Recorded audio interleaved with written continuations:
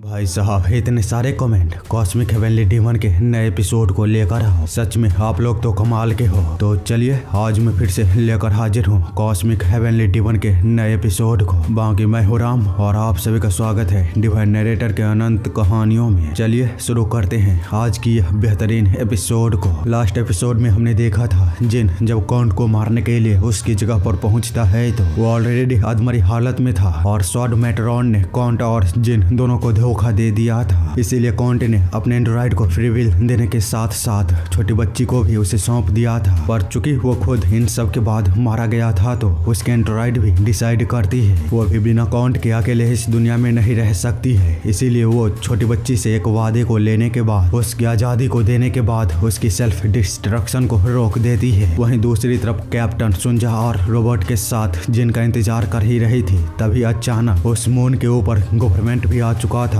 और सारी सिचुएशन अपने हाथों से बाहर निकलता हुआ दे वो अपने आदमी को उस मून से जितनी जल्दी हो सके बाहर आने के लिए बोलती है जिससे कि वो जल्द से जल्द सारी सिचुएशन को कंट्रोल कर सके। यहीं पर पिछला एपिसोड खत्म हो चुका था तो अब हम आगे इस एपिसोड में देखते हैं। इतने बड़े शिप को देख कैप्टन सुंजा और रोबोट समझने की कोशिश कर ही रही होते हैं कि आखिरकार गवर्नमेंट वो करने की क्या कोशिश कर रहे हैं। साथ ही वे लोग बहुत ही ज्यादा घबराए हुए थे। तभी उनके शिप पर गवर्नमेंट के उसे हायर अप्स की एंट्री होती है जिन्हें देख वे लोग कुछ समझ पाते। उससे पहले ही वो बंदी कहती है तुम्हारा ही नाम सारियोंग है ना, सिचुआन का एकलौता डिसेंडेंट। जिसे सुन कैप्टन और भी ज्यादा शॉक हो चुकी थी क्योंकि यह जानकारी कोई ऐसी जानकारी नहीं है जो कि ज्यादा लोगों को पता हो। ये लगभग गिने चुने लोगों को ही पता है। पर आगे वो कुछ बोल पाती उससे पहले ही वो बंदी कहती है डरो मत, मैं ऐसा दिखावा करूंगी कि मैंने तुम लोगों को यहाँ पर नहीं देखा है। साथ ही रास्ते में आते समय मुझे मार्शल एक्सचेंज डिपार्टमेंट से जो सबूत मिली थी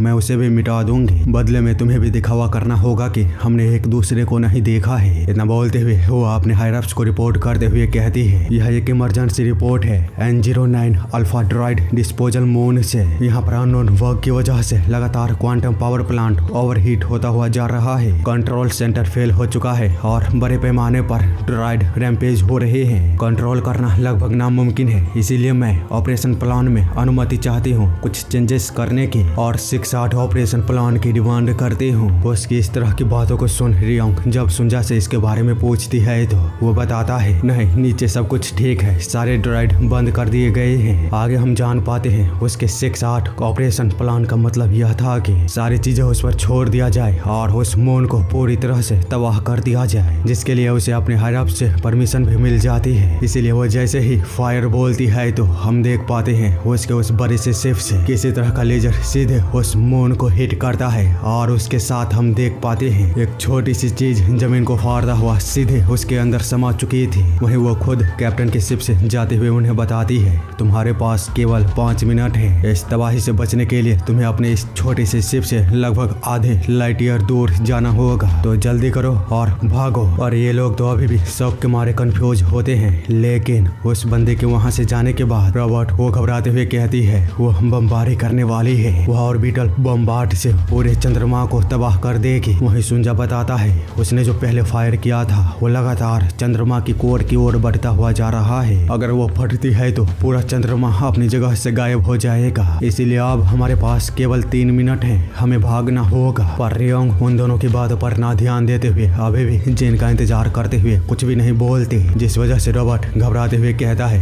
कैप्टन क्या हुआ, जल्दी करिए। दूसरी तरफ कोई बोल रहा था हम कोर तक पहुंच चुके हैं, इसे एक्टिवेट किया जा रहा है। इसी के साथ हम देखते हैं जिस चंद्रमा की धरती पहले पूरी तरह से शांत थी वहां अचानक से ही कुछ होने लगती है और पूरी धरती हिलना शुरू हो चुका था। ऐसा लग रहा था कि मानो स्पेस से ग्रेविटी उस पूरे चंद्रमा को अपनी ओर खींचता हुआ चारों तरफ से टुकड़ों में बांट रहा हो। जबकि अभी भी उस बॉम्ब को पूरी तरह से फटने में 2 मिनट 7 सेकंड बचा हुआ था। इसीलिए यह बंदी वो बॉम्ब पूरी तरह फटे उससे पहले ही अपने शिप के चारों तरफ के शील्ड को 100% ऑन कर लेती है। और बाद में थोड़ा सा थ्रिल को महसूस करने के लिए वो ऑर्डर देती है कि शील्ड को 80% कर दो। इसी के साथ वो जैसे ही अपने सामने देखती है तो कमांडर वो भागता हुआ आ रहा था क्योंकि उसे समझ आ चुकी थी कि ऑर्बिटल के एक्टिवेट होने के बाद कोई भी चांस नहीं है बचने की। पर वो काफी ज्यादा गुस्से में था। आगे वो बंदी रियोंग के शिप को देखते हुए सोच ही रही थी कि ये लोग अभी भी यहाँ पर क्यों रुके हुए हैं। तभी वो देखती है कि रियोंग का शिप अचानक से ही तबाह हो रही मून डीमन की ओर बढ़ना शुरू हो चुका था, जबकि अंदर रॉबर्ट रियोंग को समझाते हुए बोल रहे थे,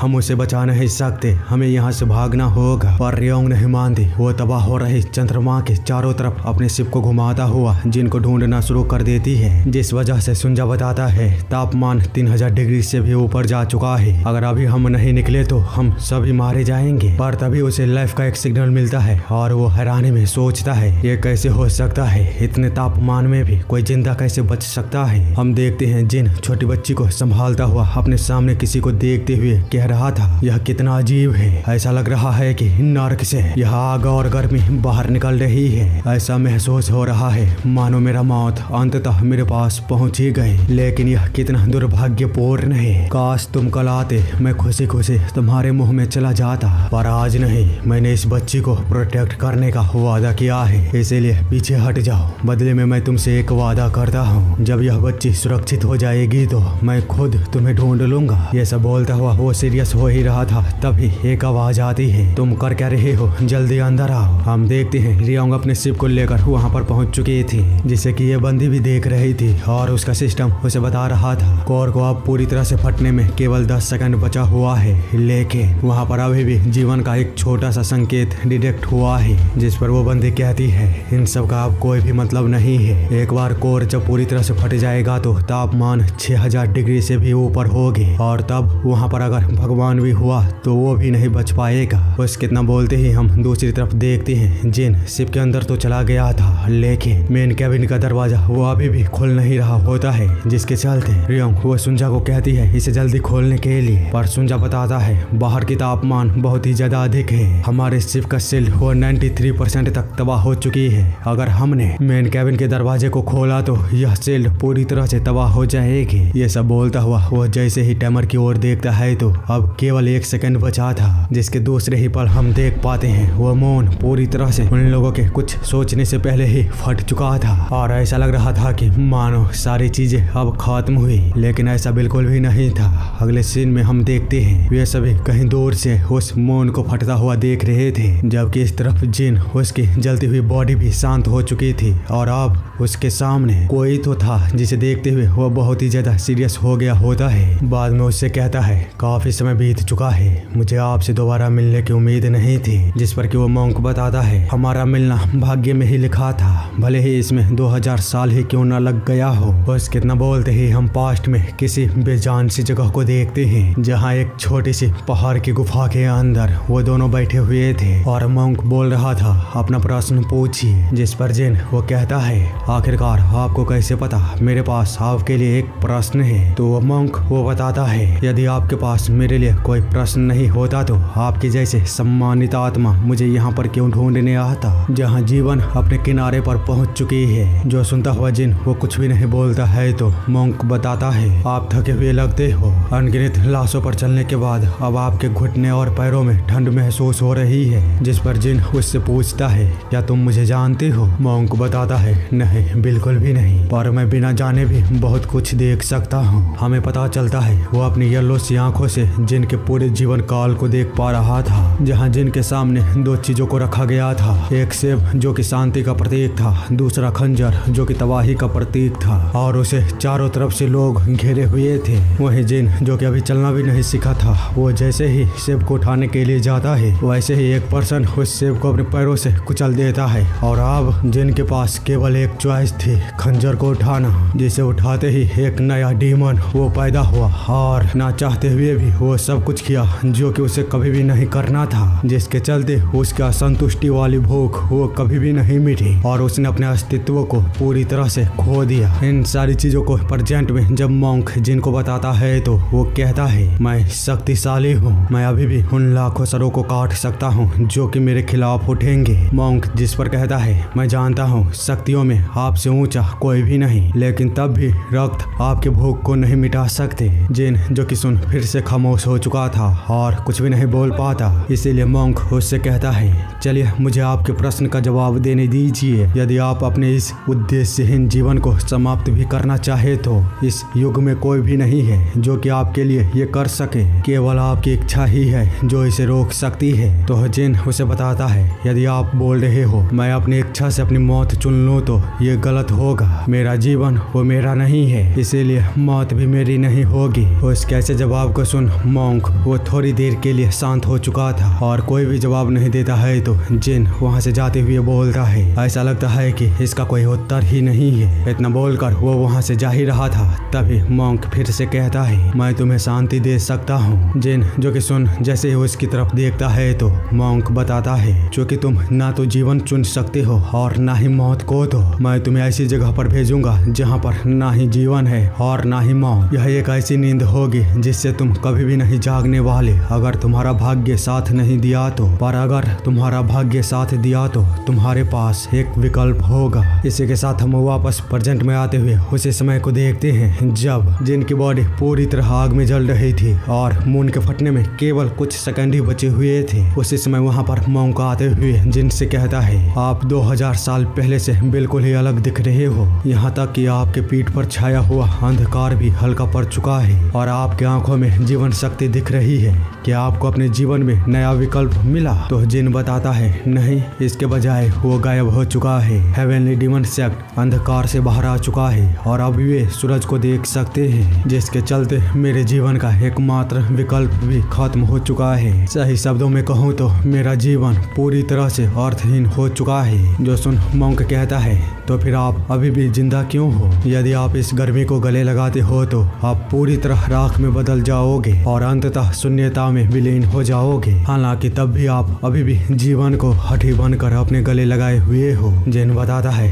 इसका केवल एकमात्र कारण है यह बच्चे, मैंने इसे सुरक्षित रखने का वादा किया है। तो मॉन्क बताता है, यह सब बेकार है, मौत सब कुछ मिटा देता है, यहाँ तक कि वादे को भी, जो कि धूल के कण से भी छोटी चीज है इस बड़े से ब्रह्मांड के सामने। इसके अलावा आपने जिस बच्ची को इतनी टाइट पकड़ रखा है, क्या आप उसका नाम भी सही से जानते हो? नहीं ना, तो फिर ये सारी चीजें जाने दीजिए। आप उस बच्ची को कभी भी नहीं बचा सकते और यह चीज आप भी जानते हो। जिन जिस पर कहता है, हाँ मुझे पता है हम बच नहीं सकते, पर क्या तुम्हें पता नहीं होना चाहिए, जब तक कि हम मर नहीं जाते तब तक हमें कोशिश करना नहीं छोड़ना चाहिए। इसीलिए अब जब तक कि मेरा एक भी कण बचा रहेगा मैं कोशिश करूंगा, क्योंकि जीवन और मौत कुछ भी मायने नहीं रखती। मायने बस यह रखती है कि आपने किस तरह जिया है और आपका जीवन कितने लोगों के जीवन को सार्थक किया है। वैसे भी मौत किसी के जीवन को खत्म नहीं कर सकती जब तक कि उसकी यादें उसके पीछे रहेगी, भले ही वह धूल से भी छोटी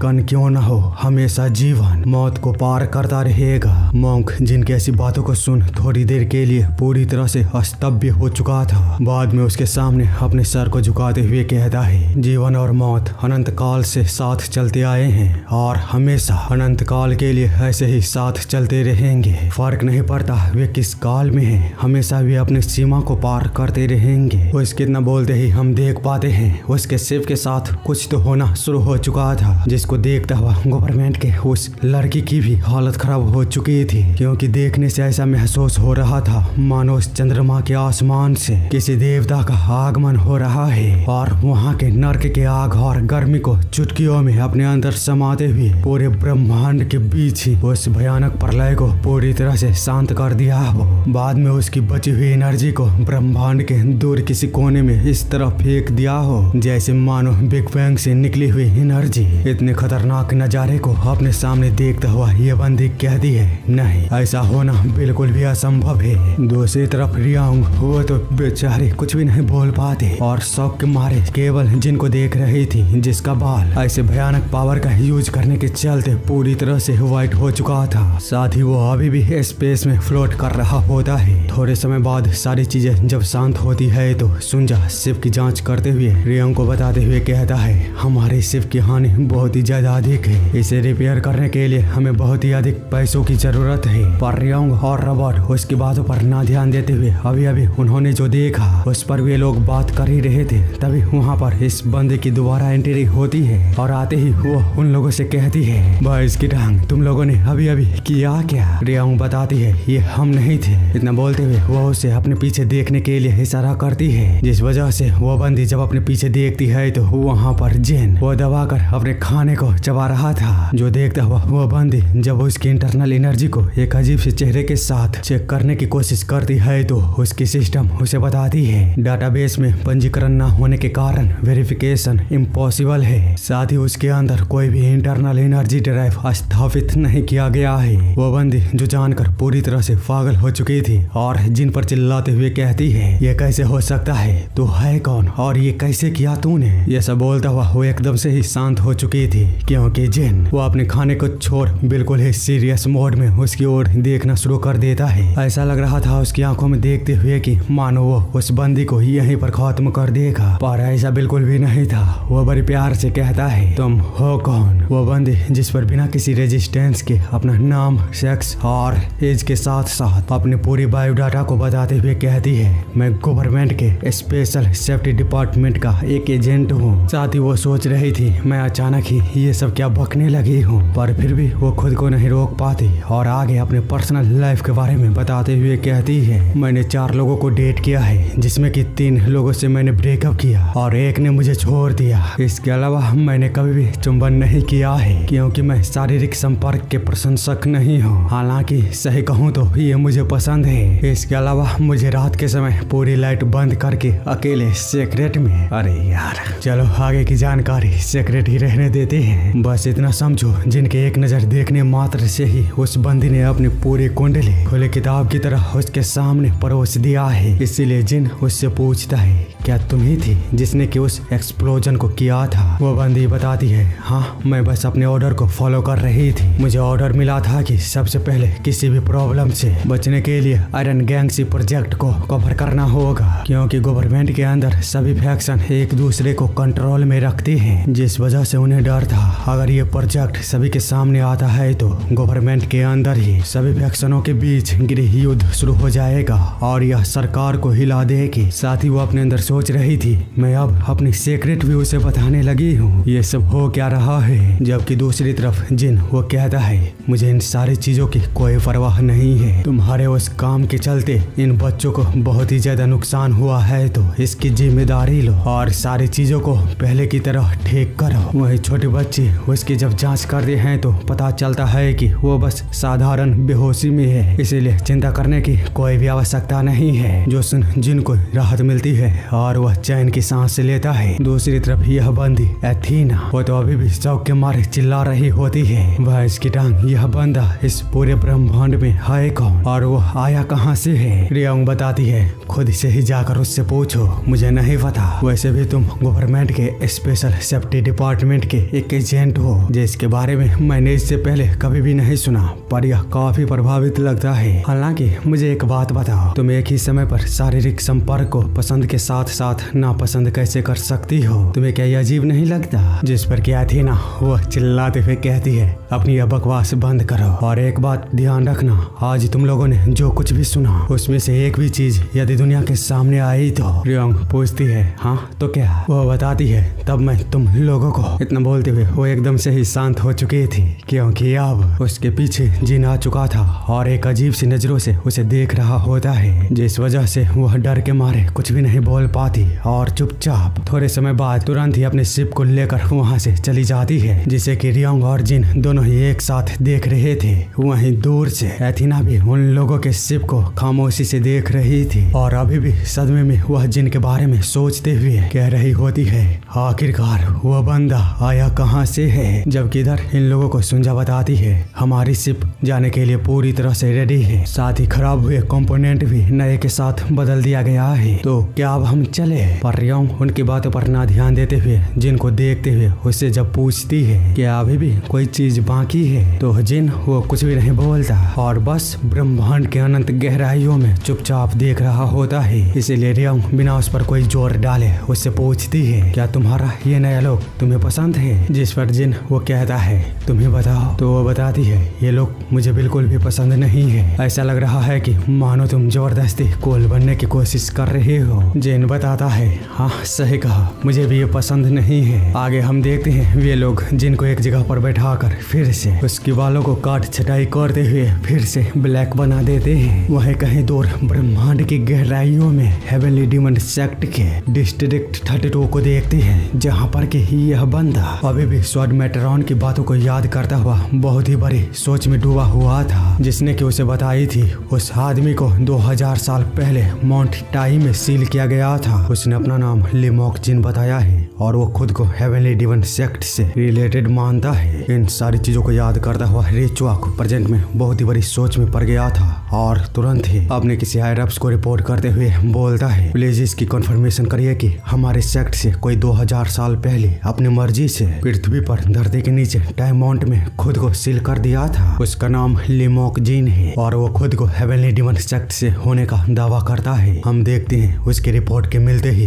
उसके सामने वाले सिस्टम में कुछ होने लगता है और ऐसा लग रहा था कि मानो कोई वार्निंग दे रहा हो। दूसरी तरफ हम प्लानेट माउंट हुआ को देखते हैं जहाँ पर कि जीन माउंट हुआ के लीडर के साथ था और माउंट हुआ का लीडर वो बोल रहा था, मैं बहुत ही ज्यादा शर्मिंदगी महसूस कर रहा हूँ। मुझे एहसास भी नहीं था कि मेरी खुद की बेटी इतनी भयावह सिचुएशन का सामना कर रही थी। जिस पर कि जिन उसे बताता है, कोई बात नहीं, वो बच्ची बिल्कुल ही ठीक है। तो लीडर भी कहता है, हाँ हमने भी जांच की है, वो बिल्कुल ही ठीक है और सौभाग्य की बात है कि जो कुछ भी हुआ उसे याद नहीं। वो फिलहाल के लिए अंदर प्लम ब्लॉसम के फूलों से चाय को बना रही है। हम देखते हैं छोटी बच्ची जब प्लम ब्लॉसम के पंखुड़ियों से चाय को बनाने की कोशिश कर रही थी तो उसके छूते ही प्लम ब्लॉसम का पंखुड़ियां वह मानो उसके संपर्क में आते ही प्लम ब्लॉसम की पंखुड़ियां वो बिल्कुल ही गायब होकर हवा के बीच मिल गई थी। यानी कि कुछ तो गड़बड़ था, जिसे समझने के लिए वो जैसे ही प्लम ब्लॉसम के पंखुड़ियों को और भी ज्यादा गौर से देखने लगती है तो उसी समय वे सारे प्लम ब्लॉसम की पंखुड़ियां एकदम से ही पहले की जैसे ही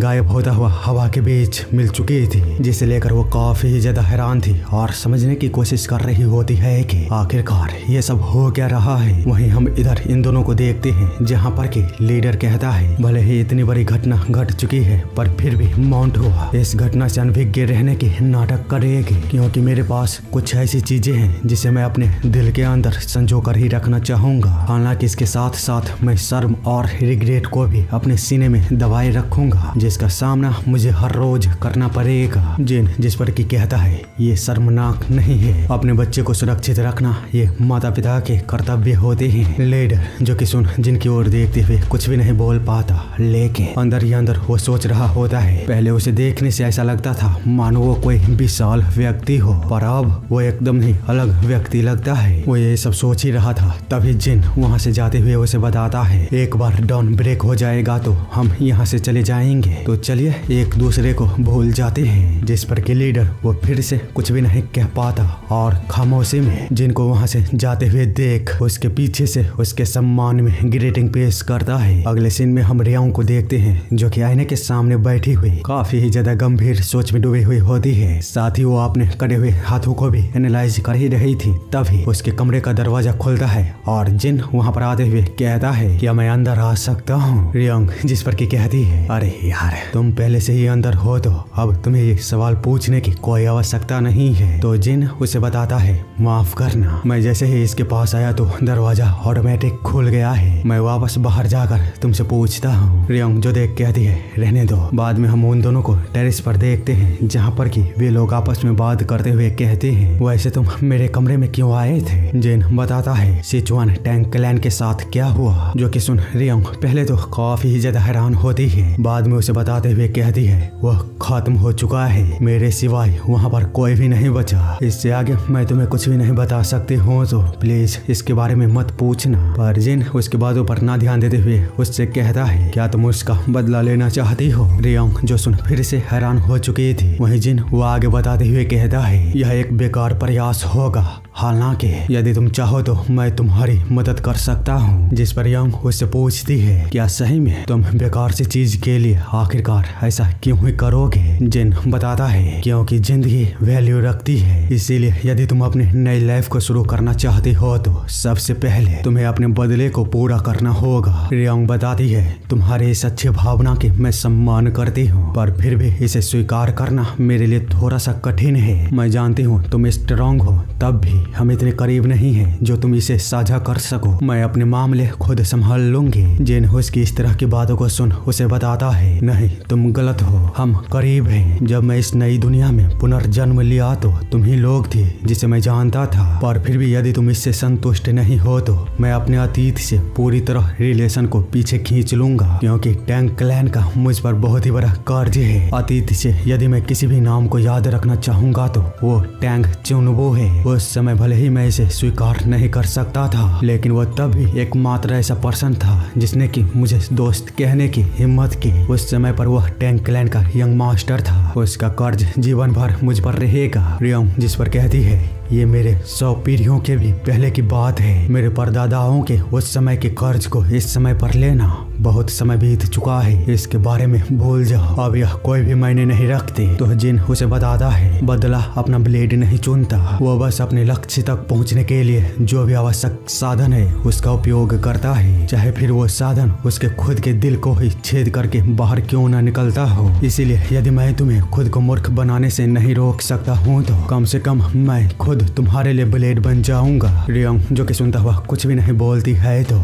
जिन वहाँ से जाते हुए उससे कहता है, तुम इस पर विचार करना। तो रियोंग उसे पीछे से बताती है, मुझे एक चीज की आवश्यकता है। जिन जो सुन तुरंत ही उसके ओर देखता है। वही रियोंग उसे बताती है, प्लीज मुझे पैसे कमाने में मदद करो। अगला सीन एंड्रोमेडा नेबुला की होती है, जहाँ पर की प्लानेट टॉर्टुगा पर मार्केट में घूमते हुए रियोंग जिनको बता रही होती है, यह रोजियो मार्केट है। यहाँ के लोग सभी अजीबोगरीब मार्शल आर्ट की चीजों को बेचते हैं। जॉन पूछता है, लेकिन ये इतना खाली खाली क्यों दिख रहा है? रियोंग बताती है, ये यहाँ के रहने वाले लोगों के स्वभाव के कारण है। वे मुश्किल से ही दिन के समय बाहर निकलते हैं। अगर उन्हें कोई देख ले तो यह एक्सीडेंटली ही होगा। यहाँ पर सर्वाइव करना बिल्कुल भी आसान नहीं है। अगर यहाँ पर जिंदा रहना है तो अपनी कमजोरी को हमेशा उन्हें छुपाना पड़ता है, जिस वजह से वे कभी भी दिन के समय नहीं निकलते। जिन जिस पर कहता है, तो फिर हम यहाँ पर दिन के समय क्यों आए हैं? रियोंग बताती है, क्योंकि हम दिन में चलने वाले किसी पर्सन से मिलने के लिए यहाँ पर आए हैं। उसके न बोलते ही हम देख पाते हैं उनके पीछे कुछ लोग अपेयर होते हैं और एक बच्चा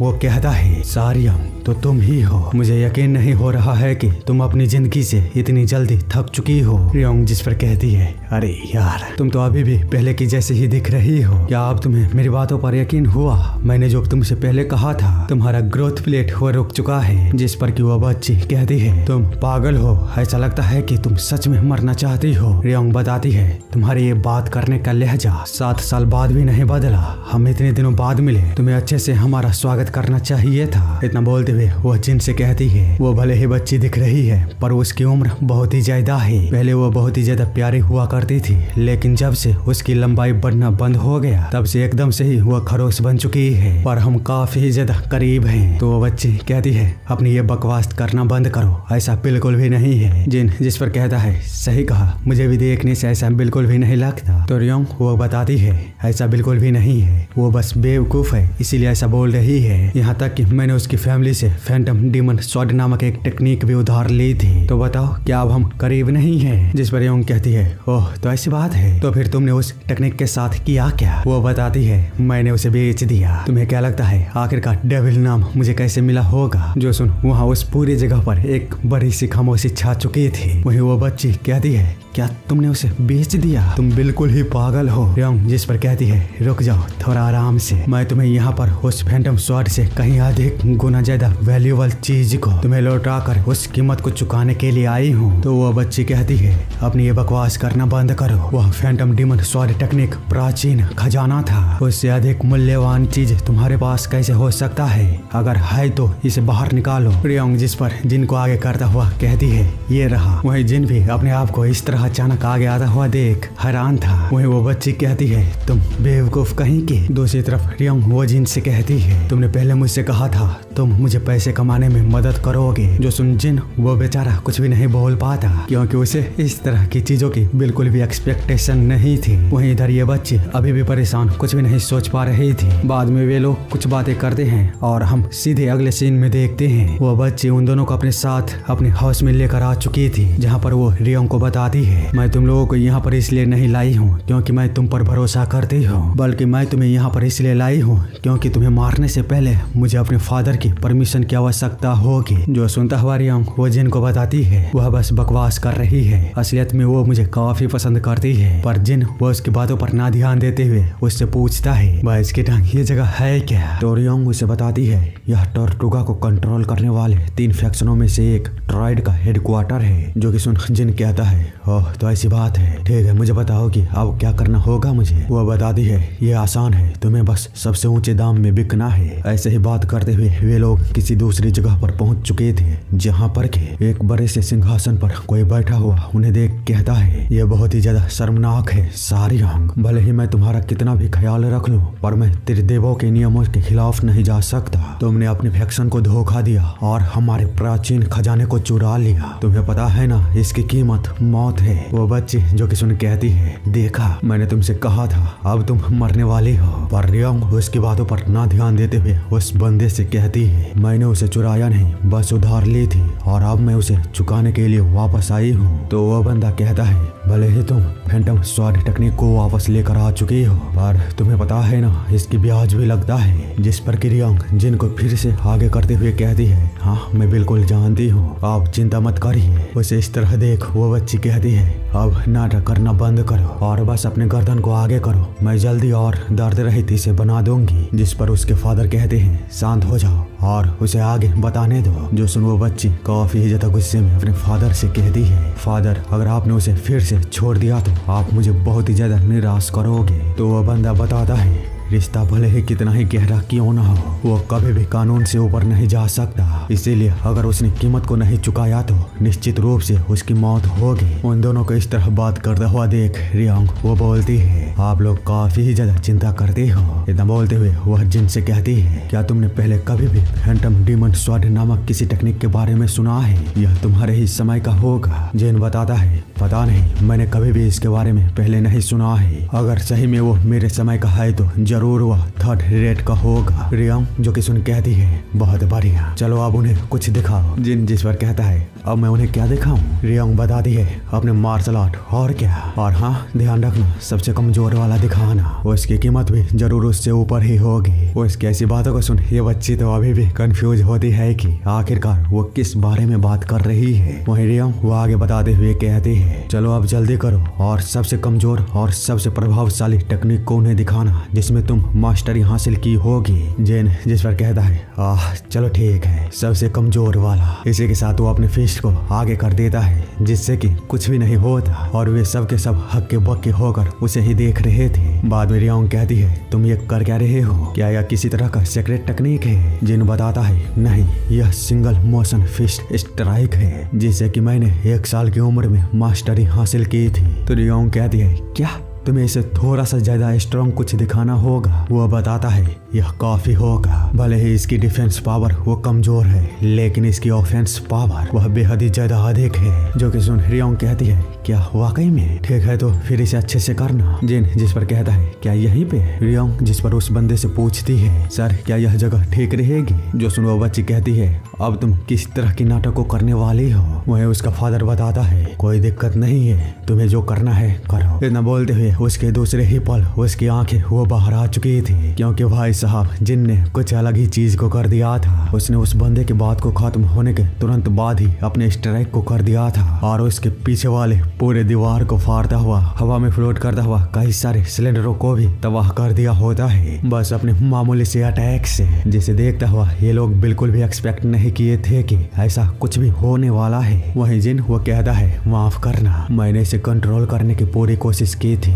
पर ज्यादा समय होने के कारण यह थोड़ा सा मेरे हाथ से फिसल गया। वो इसकी ऐसी बातों से पूरी जगह पर एक बड़ी सी खामोशी छा चुकी थी। कुछ समय बाद रियांग जब मेन बंदे को जिन के बारे में बताती है तो वो कहता है ये कैसे हो सकता है, एक इंसान 2000 साल तक कैसे जिंदा रहेगा। वो बताती है मैं नहीं जानती पर यह सच है, मैं उसे माउंट टाई स्टार सिस्टम के एक धरती के नीचे से ढूंढ कर निकाले हूँ। जो सुन उस बंदे को थोड़ा सा शक तो होता है पर वो ज्यादा इस पर ध्यान न देते हुए कहता है चलो ठीक है, वैसे भी ये जरूरी चीज नहीं है। अब आगे तुम क्या करने वाली हो वो बताओ। रियांग उसे बताती है, यह पर्सन प्राचीन मार्शल आर्ट टेक्निकों के जिंदा लाइब्रेरी की तरह है और मैं उसके करीब हूँ, इसीलिए यदि आप अच्छे से पूछते हैं तो मैं उनमें से कुछ आपको दे सकती हूँ। और यदि हमने उन्हें एक सीक्रेट मैनुअल में बदल दिया तो यह फैंटम डीमन स्वॉर्ड टेक्निक के मैनुअल से भी अधिक गुना ज्यादा वैल्यूएबल होगा। वो बंदा जो कि सुन कुछ भी नहीं बोल पाता और खामोशी से चुपचाप उसे ही देख रहा था। बाद में कुछ समय बाद हम देखते हैं रात के समय वहाँ की मार्केट खुल चुका होता है और हर जगह चकाचौंध फैल चुका था, जबकि कुछ लोग जिनके किए गए अटैक को देखते हुए आपस में काफी ज्यादा हैरानी में बात कर रहे होते हैं। दूसरी तरफ हम एक बंदे को देखते हैं जो कि चुपचाप अपने रास्ते पर जा रहा था। तभी एक आवाज आती है, यह दुकान कब खुलेगी? जो सुन वो बंदा अपनी जगह पर रुकते हुए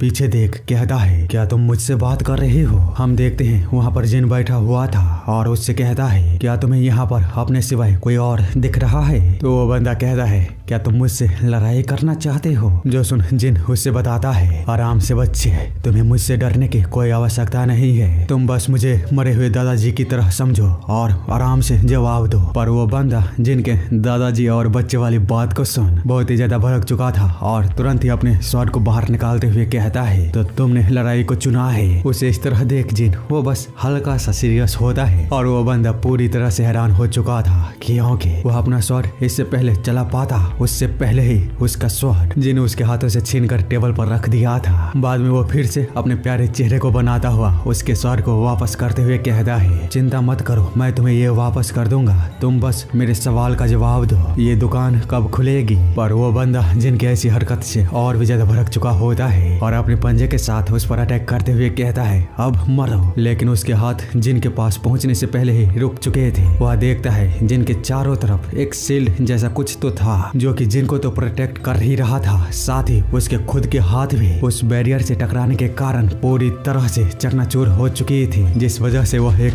भयानक चीख को बाहर निकालता है। कुछ समय बाद यह बच्ची जब उस जगह पर पहुंचती है तो वह देख पाती है वही बंदा दुकान के खुलने के बाद जिनको खुद ही खाने परोस रहा था, साथ ही जिनकी चापलूसी करते हुए उसे बताता है, यह मेरी पहली कोशिश थी पर फिर भी मैंने अपनी पूरी कोशिश की है, इसीलिए यदि कोई गलती हुई होगी तो प्लीज मुझे माफ करिएगा। जिन जिस पर कहता है, शुक्रिया, तुमने बहुत ही ज्यादा मेहनत की है। और हाँ, उस बंदे ने अपने हाथ के टूट जाने के बाद भी ये खाने को कैसे बनाया तो मैं आप लोगों को बता दूं, जिन ने उसके हाथ को ठीक कर दिया है, साथ ही उसके कुछ मेरिडियन को भी अनलॉक कर दिया और उसे वार्निंग दे के कुछ समय तक वो अपने क्यूआई को सावधानी पूर्वक यूज करे। खैर हम देख पाते हैं जिन जैसे ही उस खाने के एक निवाले को लेने वाला था तभी वहाँ पर छोटी बच्ची आकर कहती है, माफ करिएगा, पर आगे वो कुछ बोल पाते उससे पहले ही हम देख पाते हैं जिन जैसे ही खाने को अपने मुंह में डालता है तो वह इतना बेकार था कि वह पूरी तरह उस खाने को उस बच्ची पर उगल दिया होता है। बाद में कहता है, ये किस तरह का खाना है, अगर मैं पानी को भी उबालता तो इससे ज्यादा ही स्वादिष्ट होता। बाद में वो छोटी बच्ची की ओर देखते हुए सीरियस टोन से कहता है, मैं इसके लिए माफी चाहूंगा, पर तुम यहाँ पर क्यों आई हो? वो बच्ची बताती है, मेरे फादर आपको लाने को कहा है। जो सुन जिन उससे कहता है, सुप्रीम को इस तरह बुलाना यह बहुत ही ज्यादा अपमानजनक है, इसीलिए यदि तुम्हारे फादर मुझसे मिलना चाहते हैं तो उन्हें खुद बोलो यहाँ पर आने के लिए। तो वह बच्ची बताती है, माफ करिएगा, यह मेरी गलती है, मेरे फादर ने आपको रिस्पेक्टफुली इनवाइट किया था और मुझे एस्कॉर्ट करने के लिए आपको कहा था, यदि आपकी मर्जी हुई तो। जिन जिस पर थोड़ी देर उसकी ओर देखने के बाद कहता है,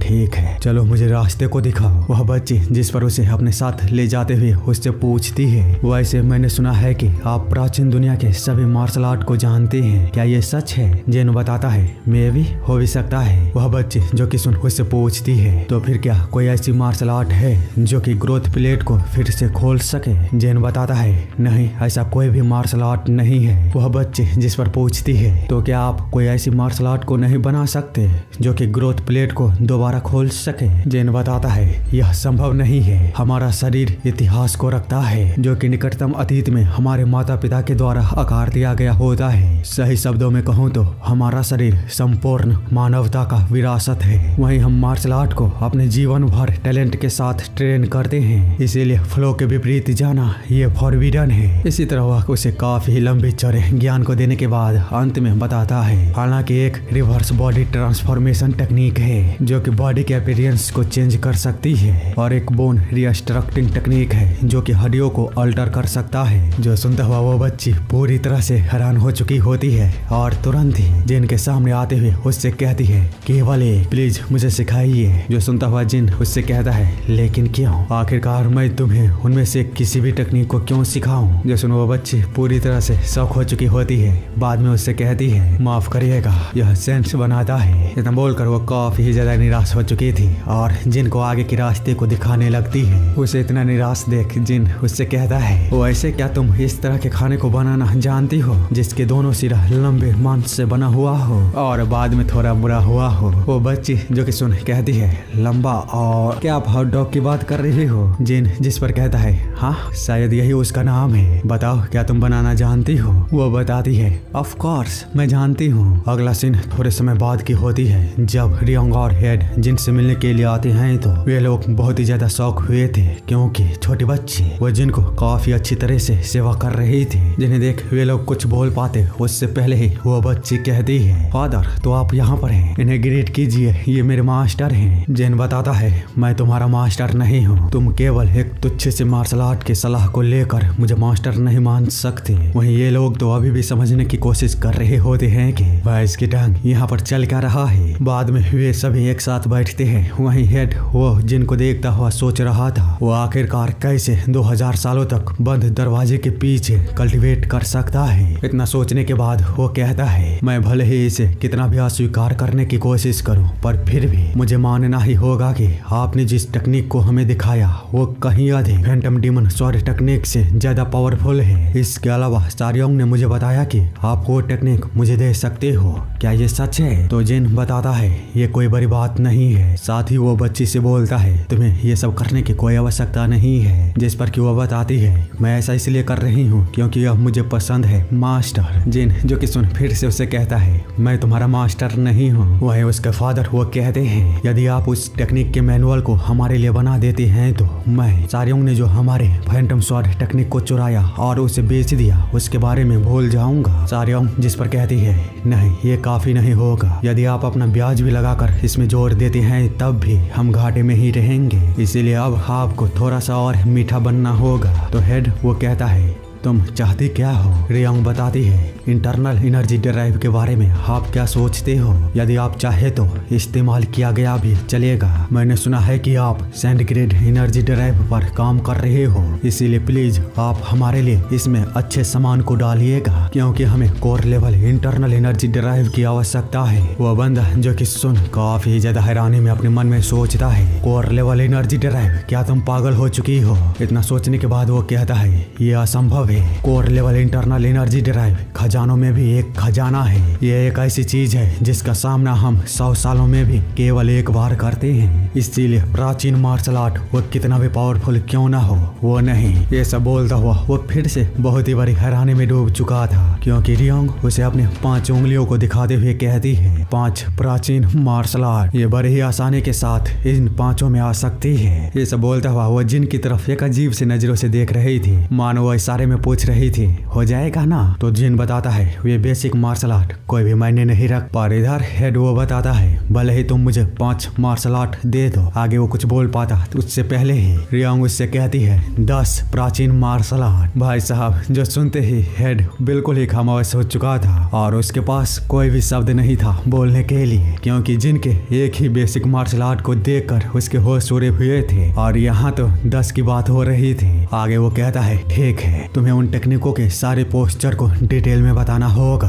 और इतनी आसानी से इसे नोट करना होगा कि कोई भी इसे पढ़कर सीख सके। जिस पर रियोंग वो जिन से पूछती है तुम कर लोगे ना। जिन बताता है आसानी से, मेरे लिए पेपर और पेन को लेकर आओ। अगला सीन थोड़े समय बाद की होती है जहाँ पर के जिन ने उन लोगों को टेक्निक तो दे दिया था पर वे टेक्निक इतना बेसिक होता है कि वे लोग उसे देखते हुए कुछ भी नहीं समझ पा रहे होते हैं। मतलब देखो उसने जो पहले अपना बेसिक टेक्निक दिखाया था supreme single motion fist strike, उसके केवल 2 ही पोस्चर थे, बस खड़ा हो और अपने हाथ को आगे करो, हो गया टेक्निक। इसीलिए वे लोग कुछ भी नहीं समझ पाए होते हैं कि इतनी आसानी से इतने पावरफुल टेक्निक को कैसे परफॉर्म किया जा सकता है। और आगे इसी तरह के 9 टेक्निक और थे। इसीलिए हेड के अपनी आंखों को फाड़ फाड़ कर देखने के बावजूद भी वो उसके रहस्यों को नहीं जान पा रहा था। बाद में वो उन टेक्निकों को समझने के लिए अपने एक्सपर्ट तक को वहाँ पर बुलाता है, पर सब बेकार था। वो अभी कुछ भी पता नहीं लगा पाता है, जिसको देखता हुआ रियोंग कहती है ऐसा लगता है कि उन टेक्निकों की कीमत बस एक कागज से ज्यादा और कुछ भी नहीं है, क्योंकि उन्हें यह एंशिएंट मार्शल आर्ट से ज्यादा एक्सरसाइज लगता है। इसीलिए क्या तुम उन टेक्निकों के लेवल को बढ़ाकर सीक्रेट लेवल तक नहीं पहुंचा सकते? जिस पर कि जोंग बताता है इसका कोई भी फायदा नहीं होगा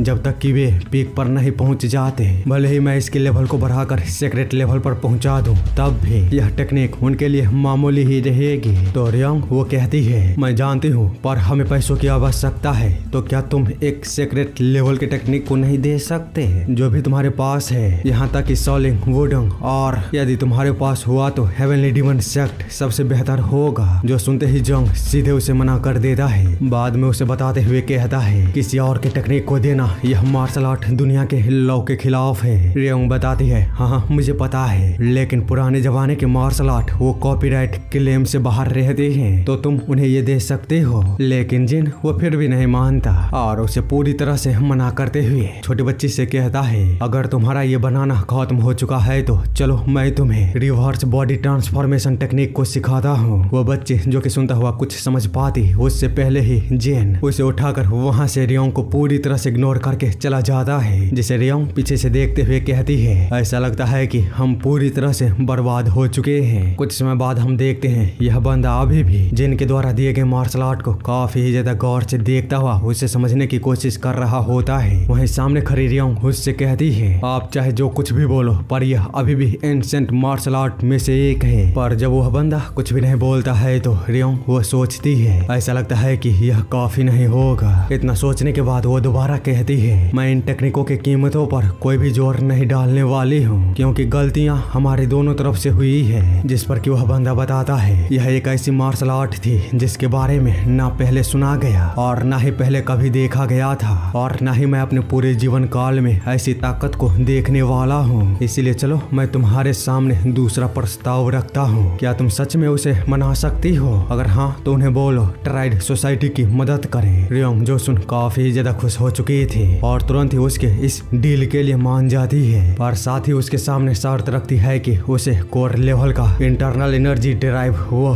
पहले के जैसा ही चाहिए, जिसके लिए वो बंदा भी मान जाता है और फिर उसे अपने साथ ले जाते हुए उससे पूछता है आखिरकार तुम्हें कैसे पता चला कि हमारे पास कोर लेवल का इंटरनल एनर्जी ड्राइव है? रियोंग बताती है मैंने इसे अफवाहों में सुना था, इसीलिए पहले तो मुझे इस पर यकीन नहीं हुआ, पर जब अफवाहें बहुत ही ज्यादा फैल गई तो मुझे खुद से इसकी जांच करनी पड़ी। वह बंदा जो कि सुन बोलता है ओह तो ऐसी बात है। वो इस कैसे जवाब को सुन रियोंग वो सोचती है इसका मतलब सच में उसके पास इंटरनल एनर्जी ड्राइव है। वो ये सब सोच ही रही होती है, तभी वो बंदा फिर से कहता है कोर लेवल का इंटरनल एनर्जी ड्राइव इस मार्शल दुनिया के 3 सबसे बड़े खजानों में से एक है, पर फिर भी यह अफवाहों के अलावा कुछ भी नहीं है, क्योंकि किसी ने भी उसे अपनी आंखों से नहीं देखा है। तुम जानती हो ऐसा क्यों? रियोंग बताती है क्योंकि कोर लेवल के इंटरनल एनर्जी ड्राइव को बनाना बहुत ही ज्यादा मुश्किल है। जिस पर कि वह बंदा कहता है नहीं तुम केवल आधे सही हो, बाकी आधा सही आंसर यह है कि इसे बनाने के लिए ग्रैंड सेक्ट को भी अपने भाग्य को दांव पर लगाना पड़ेगा। इसी तरह वे लोग काफी ही ज्यादा उस इंटरनल एनर्जी ड्राइव के बारे में बात करते हैं। मैं आप लोगों को सीधे बता देता हूँ कोर लेवल के इंटरनल एनर्जी ड्राइव को बनाना है इसीलिए बहुत ही ज्यादा मुश्किल है, क्योंकि उसकी पावर को अभी के परमाणु बम से कंपेयर किया जा सकता है, जिससे कि पूरी दुनिया को खत्म करना चुटकियों का काम है। इसीलिए किसी ने भी इसे बनाने की कोशिश की तो वह पूरे मार्शल वर्ल्ड की दुनिया में सभी का दुश्मन होगा। खैर आगे हम देखते हैं वे लोग इसी तरह बात करते हुए किसी दरवाजे के पास पहुंच चुके थे, जहां पर कि रियोंग उस बंदे से पूछती है यदि यह इतना ही मुश्किल है तो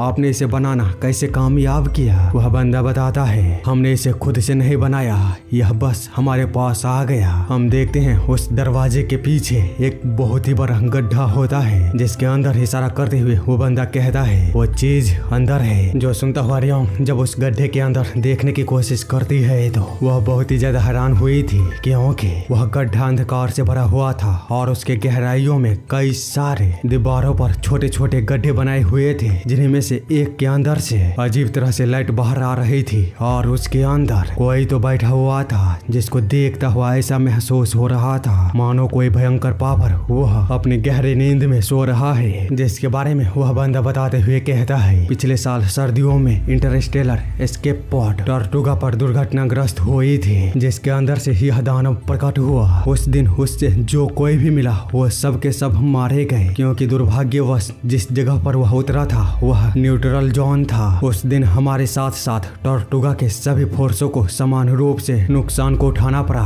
और सैकड़ों लोगों की मौत के बाद हमें एहसास हुआ वह एक ऐसा मास्टर है जिसका सामना हम नहीं कर सकते, जिसके पास कोर लेवल के इंटरनल एनर्जी ड्राइव है। रियोंग जो कि सुनता हुआ और भी ज्यादा शौक हो चुकी थी। वहीं वह बंदा आगे बताते हुए कहता है, मैं नहीं जानता और न ही इसके बारे में जानना चाहता हूँ कि आखिरकार वो 1 साल पहले यहाँ पर क्यों आया और यहीं पर क्यों रुक गया। मुझे बस डर है वह इंसानी टाइम बॉम्ब की तरह है, क्योंकि उसके पास जो इंटरनल एनर्जी ड्राइव है उसके चलते पूरी दुनिया से पावरफुल एंटिटी उसकी ओर खींचता हुआ आ जाएंगे, जिसका साइन हमने पहले भी देखे हैं। इसीलिए यदि तुम्हें वो इंटरनल एनर्जी ड्राइव चाहिए तो जाओ और उसे ले लो। सेम टाइम पर हम दूसरी तरफ एक बंदे को देखते हैं जिसके पास हेड के कहे अनुसार बड़े फैक्शन यानी कि एलिना इसी कोर लेवल की इंफॉर्मेशन को लेकर उससे मिलने के लिए वहां पर पहुंच चुकी थी। वहीं इधर रियोंग हेड से उस मीटिंग के बाद जब वो वापस आ ही रही थी तभी उसकी मुलाकात एक लड़की से होती है, जो कि बिना उसे टोके जैसे ही उसकी बगल से गुजरती है तो वो कहती है, साही तुम अभी भी इतनी नाराज हो कि अब हेलो भी नहीं कहोगी। जो सुनता हुआ वो लड़की बिल्कुल ही शांत अपनी जगह पर खड़ा हो जाती है और फिर उसकी ओर घूमते हुए कहती है, तुमने मुझे पहचाना कैसे? तो रियोंग बताती है, वेल यह थोड़ा सा अजीब है, लेकिन हम जितने करीब हैं उसे देखते हुए यदि तुम पूरी तरह बदल जाओगी तब भी मैं तुम्हें किसी भी हालत में पहचान सकती हूँ। ये सब बोलता हुआ वो उसकी स्लिम बॉडी को काफी ही ज्यादा गौर से देख रही होती है, जिस पर साहिक कहती है, बेवकूफ कहेगी, मैं इतना बदल गई हूँ कि अगर तुम्हारी जगह पर कोई और होता तो वो बिल्कुल भी मुझे पहचान नहीं पाता। ये सब बोलता हुआ वो अचानक ही फिर से छोटी हो जाती है, जिसे लेकर वो बताती है, मैं अभी भी शुरुआती फेज में हूँ। एक बार मैं इस टेक्निक के हाई लेवल पर पहुंच जाती हूँ तो यह लगभग 1 हफ्ते तक चलेगा। रियोंग जिस पर कहती है, अच्छी बात है, बधाई हो। अब मुझे बताओ कि तुम्हारा वो बूढ़ा मास्टर कहाँ पर है? उसके इतना बोलते ही हम अगले सीन में जिनको देखते हैं, जो कि रियोंग के साथ उसी गड्ढे के पास पहुंच चुका था और रियोंग वो बता रही थी, यह बहुत ही ज्यादा आसान है, तुम्हें बस अंदर जाकर उस पर्सन से कोर लेवल के इंटरनल एनर्जी ड्राइव को वापस लाना है। अगर वो मना करे तो तुम उसके साथ थोड़ा सा खेल सकते हो, पर याद रखना वो पूरी तरह से इंटरनल एनर्जी से भरा हुआ है, 1000 साल पुराना ऊन के फूल के जैसा, या फिर कहूँ 10,000 साल पुराना बर्फ के जिनसैन की तरह। हालांकि उसके अंदर से जो एनर्जी निकल रही है वो थोड़ा सा अशुभ लगती है, ऐसा महसूस हो रहा है मानो ड्रैगन अपने अंदर से एनर्जी को बाहर निकाल रही है। इसीलिए यदि तुमने जरा सा भी लापरवाही की तो उसके द्वारा तुम्हारी आत्मा को पूरी तरह से निगल ली जाएगी। जिस पर जिन वहाँ से जाते हुए उसे बताता है, उसे गिव अप कर दो, यदि तुम्हें कल्टीवेशन के लिए एनर्जी की आवश्यकता है तो मैं अपनी एनर्जी तुम्हें दे दूंगा। रियोंग जो कि सुन बिना कुछ बोले चुपचाप उसे पीछे से देखती रहती है। बाद में कुछ समय बाद हम देखते हैं जिन वो कह रहा था, आखिरकार तुम इसे स्वीकार क्यों नहीं कर सकती? अगर तुम्हें अपना बदला लेने के लिए उस इंटरनल एनर्जी ड्राइव की आवश्यकता है तो मैं तुम्हें उसके बदले अपनी एनर्जी दे दूंगा, पर फिर भी तुम इससे इनकार क्यों कर रही हो? रियोंग बताती है, इसका कारण केवल एक है, मैं अपनी ताकत से अपने बदले को लेना चाहती हूँ। जिन जो कि सुन कुछ भी नहीं समझ पाता और कहता है, अपनी ताकत से बदला लेना, पर बात तो सेम ही है। इतने में ही वहाँ पर सुन जाकर कहता है, कैप्टन के लॉजिक पर ज्यादा दिमाग मत लगाओ, उसके सवाल को हल करने में मेरा तेज दिमाग भी हमेशा चकरा जाता है। वही रॉबर्ट बताता है, एक बार जब मैंने अपने पैसे उसे उधार देने की बात की तो वो मना कर दिया और इसके बदले चोरी करने का फैसला किया, ये कहते हुए कि इससे उसके दिमाग पर कमजोर पड़ेगी। रियोंग जिस पर कहती है, चोरी एक ऐसी चीज थी जिसे कि मैंने मेहनत से पाई थी, पर तुमसे उधार लेना ये मुफ्त का काम होता। जिन उन लोगों की ऐसी लॉजिकलेस बातों को सुनता हुआ कुछ भी नहीं बोल पाता और बहुत ही ज्यादा हैरान हुआ होता है। तो सुन जा उसके सामने हॉट डॉग को करते हुए कहता है, मैंने कहा था ना इसे में ज्यादा दिमाग मत लगाओ, तुम बस ये हॉट डॉग खाओ, बाद में ये सारी चीजें अजीब तरह से तुम्हें समझ में आ जाएगी। जिन जो कि सुनता हुआ रियों की ओर देखता है और उसे कुछ भी ना बोलता हुआ देख वो हॉट डॉग को खाते हुए कहता है, ठीक है मैं समझ गया, अगर तुम ऐसा ही चाहती हो तो मैं इसे रहने दूंगा। दूसरी तरफ हम कहीं पर एक बंदे को देखते हैं जो कि हेड के सामने रिपोर्ट को देते हुए कहती है, फ्लेम हेवन फैक्शन ने 8 फुट फाइटिंग घोस्ट एलिना को लेकर आया है। हेड जो कि सुन बोलता है, ऐसा लगता है कि गंध बहुत ही ज्यादा फैल चुका है, इसीलिए अब इससे पहले कि बहुत ही ज्यादा मक्खियां यहाँ पर इकट्ठा हो जाए वे इस मामले को संभालना चाहते हैं। चलो ये भी अच्छा है, बाकी के फैक्शन भी हाईएस्ट लेवल के मास्टर को बुलाने के लिए अपने सभी कनेक्शन को मोबिलाइज करना शुरू कर देंगे। जिस पर उसके सामने वाला बंदा कहता है, तो फिर अब हमें क्या करना चाहिए? हेड बताता है, जब जंगल में बड़ी आग फैल जाती है तो साइड से देखना ही सुरक्षित होता है, इसीलिए अब उस फॉरबिडन जोन से प्रतिबंध हटे उससे पहले हमारे सभी ट्राइड के मार्शल आर्टिस्ट को सेक्युल्यूजन में जाने का ऑर्डर दे दो।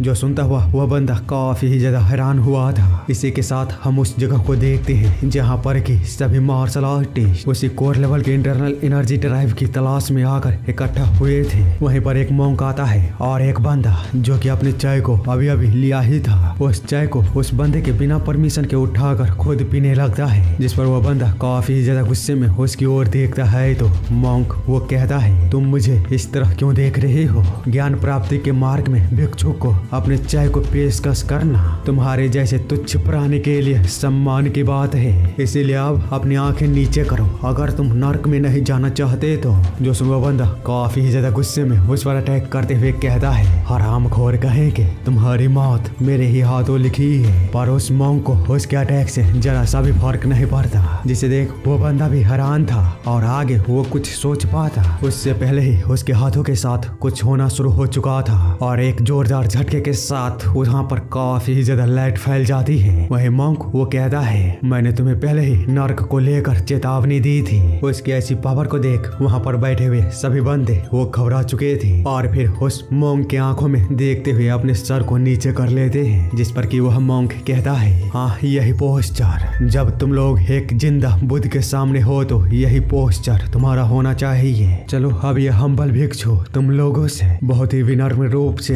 एक सवाल पूछता है, तो सही जवाब देना। जो भी टॉर्टुगा के नॉर्थर्न रीजन पर राज करने वाले ब्लैक वाटर फैक्शन तक मुझे अपने साथ ले जाना चाहता है वो अपने हाथ को उठाए। पर जब कोई भी कुछ भी जवाब नहीं देता है तो वह मॉन्क कहता है, सुअरो क्या तुम नर्क में जाना चाहते हो? जो सुनते ही वहाँ पर बैठे सभी बंदे अपने हाथ को ऊपर कर देते हैं। जिसके अगले सीन में हम देखते हैं वह मॉन्क उन लोगों की मदद से उस गुफा तक पहुँच चुका था जहाँ पर की D1 के लेवल के पावर को रखने वाला पर्सन बैठा हुआ था और बिना उसकी गहराई की चिंता किए तुरंत ही उसके अंदर काफी स्पीड में चला जाता है। इसी के साथ हम कुछ समय पहले उस कुआं के अंदर देखते हैं जहां पर कि मॉन्क के पहुंचने से पहले ही एक बंदा पहुंच चुका था जो कि बड़े ही खामोशी के साथ उस कोर लेवल के इंटरनल एनर्जी ड्राइव वाले बंदे की पावर को चेक करने की कोशिश करता है तो उसे पता चलता है उसकी इंटरनल एनर्जी 8.9 सर्कल तक पहुंच चुकी है। जिसको देखता हुआ वो बंदा कहता है, यह वाकई में कोर लेवल है। इतना सोचने के बाद वो उस बंदे की ओर थोड़ी देर देखता है और फिर एकदम से ही उस पर अपने स्वॉर्ड के साथ अटैक कर दिया था। जिसे देखता हुआ ऐसा महसूस हो रहा था कि मानो उस बंदे ने उसे खत्म कर ही दिया, लेकिन ऐसा बिल्कुल भी नहीं था।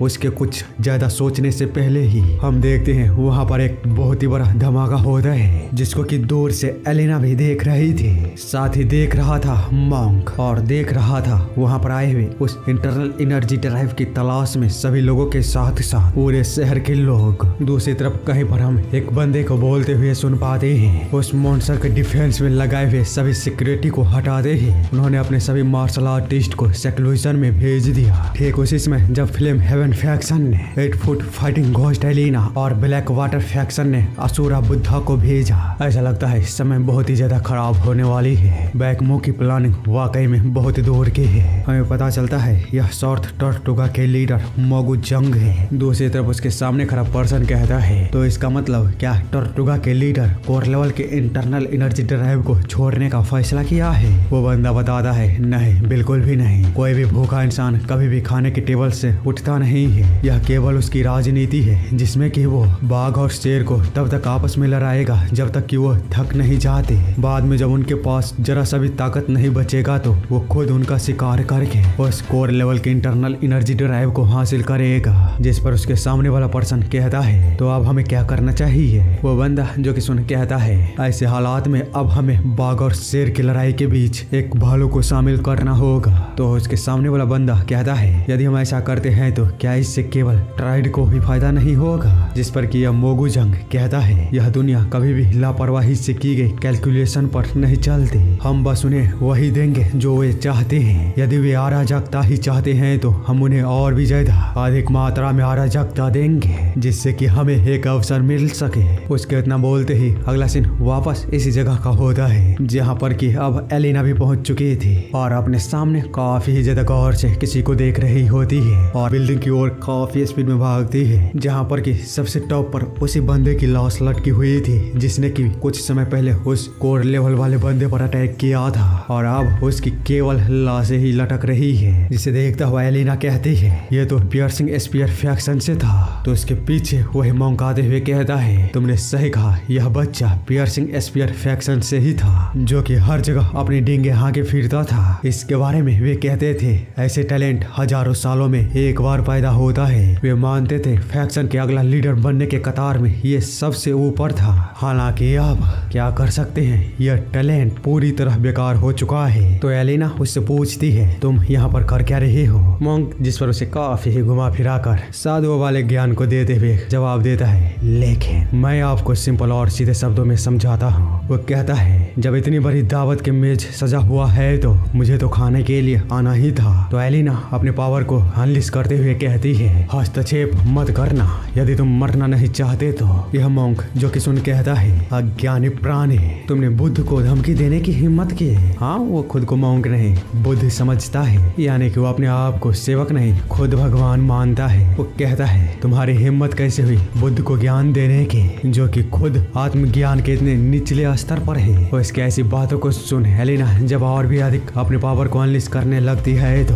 वह मॉन्क कहता है रुको रुको, पहले हमें अपने नियमों को सेट कर लेना चाहिए। जिस पर एलिना कहती है नियम कैसे नियम। मॉन्क बताता है ऊपर लटका हुआ बंदा भले ही एक बच्चा था पर फिर भी हम उसे कम नहीं आंक सकते थे। इसके बावजूद भी उसे एक ही अटैक के साथ गिरा दिया गया। इसीलिए अब हमें सोच समझकर जो भी करना है वो करना पड़ेगा। हम लापरवाही से अपने एक भी कदम को आगे नहीं बढ़ा सकते और न ही एक दूसरे से लड़कर अपनी ताकत को कम करके उसके सामने पहुंच सकते हैं। यदि ऐसा किया तो हम दोनों भी इसी बच्चे की तरह मारे जाएंगे। तो अब हमारे पास केवल एक ही रास्ता है, हमें एक दूसरे से लड़ने के बजाय साथ मिलकर उस राक्षस को पहले हराना चाहिए। क्योंकि यदि हम वहां पर अकेले जाकर उस कोर लेवल के इंटरनल एनर्जी ड्राइव को उस बंदे को हराकर हासिल करने में कामयाब भी हो जाते हैं तो इसकी कोई गारंटी नहीं है वहां से बाहर आने के बाद हमसे वे उस कोर लेवल के इंटरनल एनर्जी ड्राइव को छीन नहीं लेंगे। इसीलिए चलो साथ चलते हैं। एलिना जिस पर कहती है अपनी यह बकवास बंद करो,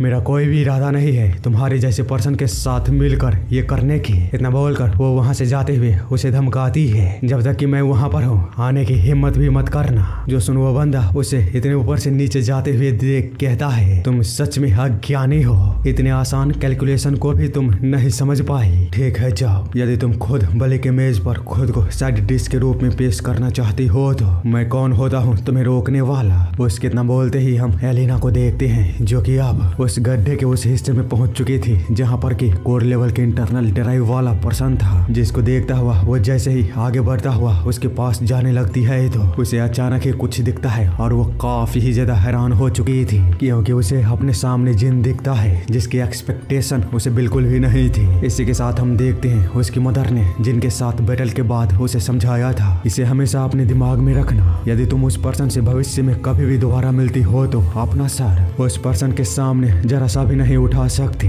हमेशा इसे डाउन ही रखना। अगर तुमने इसे भूला तो कसम खाती हूँ मैं तुम्हारे साथ अपने खून के रिश्ते को तोड़ दूंगी। ये सब सोचता हुआ वह बिल्कुल ही शांत हो चुकी थी। वहीं जिन उसकी आहट को महसूस करता हुआ कहता है, तुम्हारी सांसों को महसूस करता हुआ ऐसा लगता है तुम्हारी सारी इंजरी वो हिल हो चुकी है। जो सुनता हुआ एलिना वो कुछ भी नहीं बोलती और चुपचाप उसकी ओर देख रही होती है। तो जिन उसे काफी ज्यादा सीरियस लुक देते हुए कहता है, वैसे अभी अभी मेरे दिमाग में कुछ सवाल आए थे जिसके उत्तर के लिए मुझे किसी की आवश्यकता थी। तुम बिल्कुल सही समय पर आई हो। इतना बोलते हुए वो कुछ तो करता है जिस वजह से एलिना के सीने में अचानक ही कुछ होना शुरू हो चुका था। वहीं वो अभी भी काफी ज्यादा सीरियस होकर उसे देख रहा था। जो देखता हुआ एलिना कहती है, ये सब हो क्या रहा है, मैं एकदम से ही सांस क्यों नहीं ले पा रही हूँ। ये सब सोचता हुआ वो जिन से कहती है, प्लीज अपने सवाल को पूछिए। तो जिन उस पर्सन की ओर देखते हुए कहता है, इस बच्चे का इंटरनल एनर्जी उसके डांटियान में इकट्ठा न होकर पूरे शरीर में क्यों फैल रही है। एलिना जो सुन उस बंदे के इंटरनल एनर्जी को चेक करते हुए कहती है, ऐसा इसलिए हुआ क्योंकि इंटरनल एनर्जी ड्राइव केस इसे संभाल नहीं पाया और पिघल गया। सिंपल भाषा में कहूँ तो उसकी बॉडी को इनर डिमन के द्वारा पोजेस कर लिया गया है। तो जिन वो कहता है, नहीं ऐसा बिल्कुल भी नहीं है। यदि इसे इनर डिमन के द्वारा पोजेस किया गया होता तो करप्टेड डिजायर का संकेत दिखाई देता, लेकिन इस बच्चे के अंदर ऐसी इच्छाओं का तनिक लेस मात्र भी संकेत नहीं है। इसे देखने से ऐसा लग रहा है मानो ये केवल सफेद पेपर के अलावा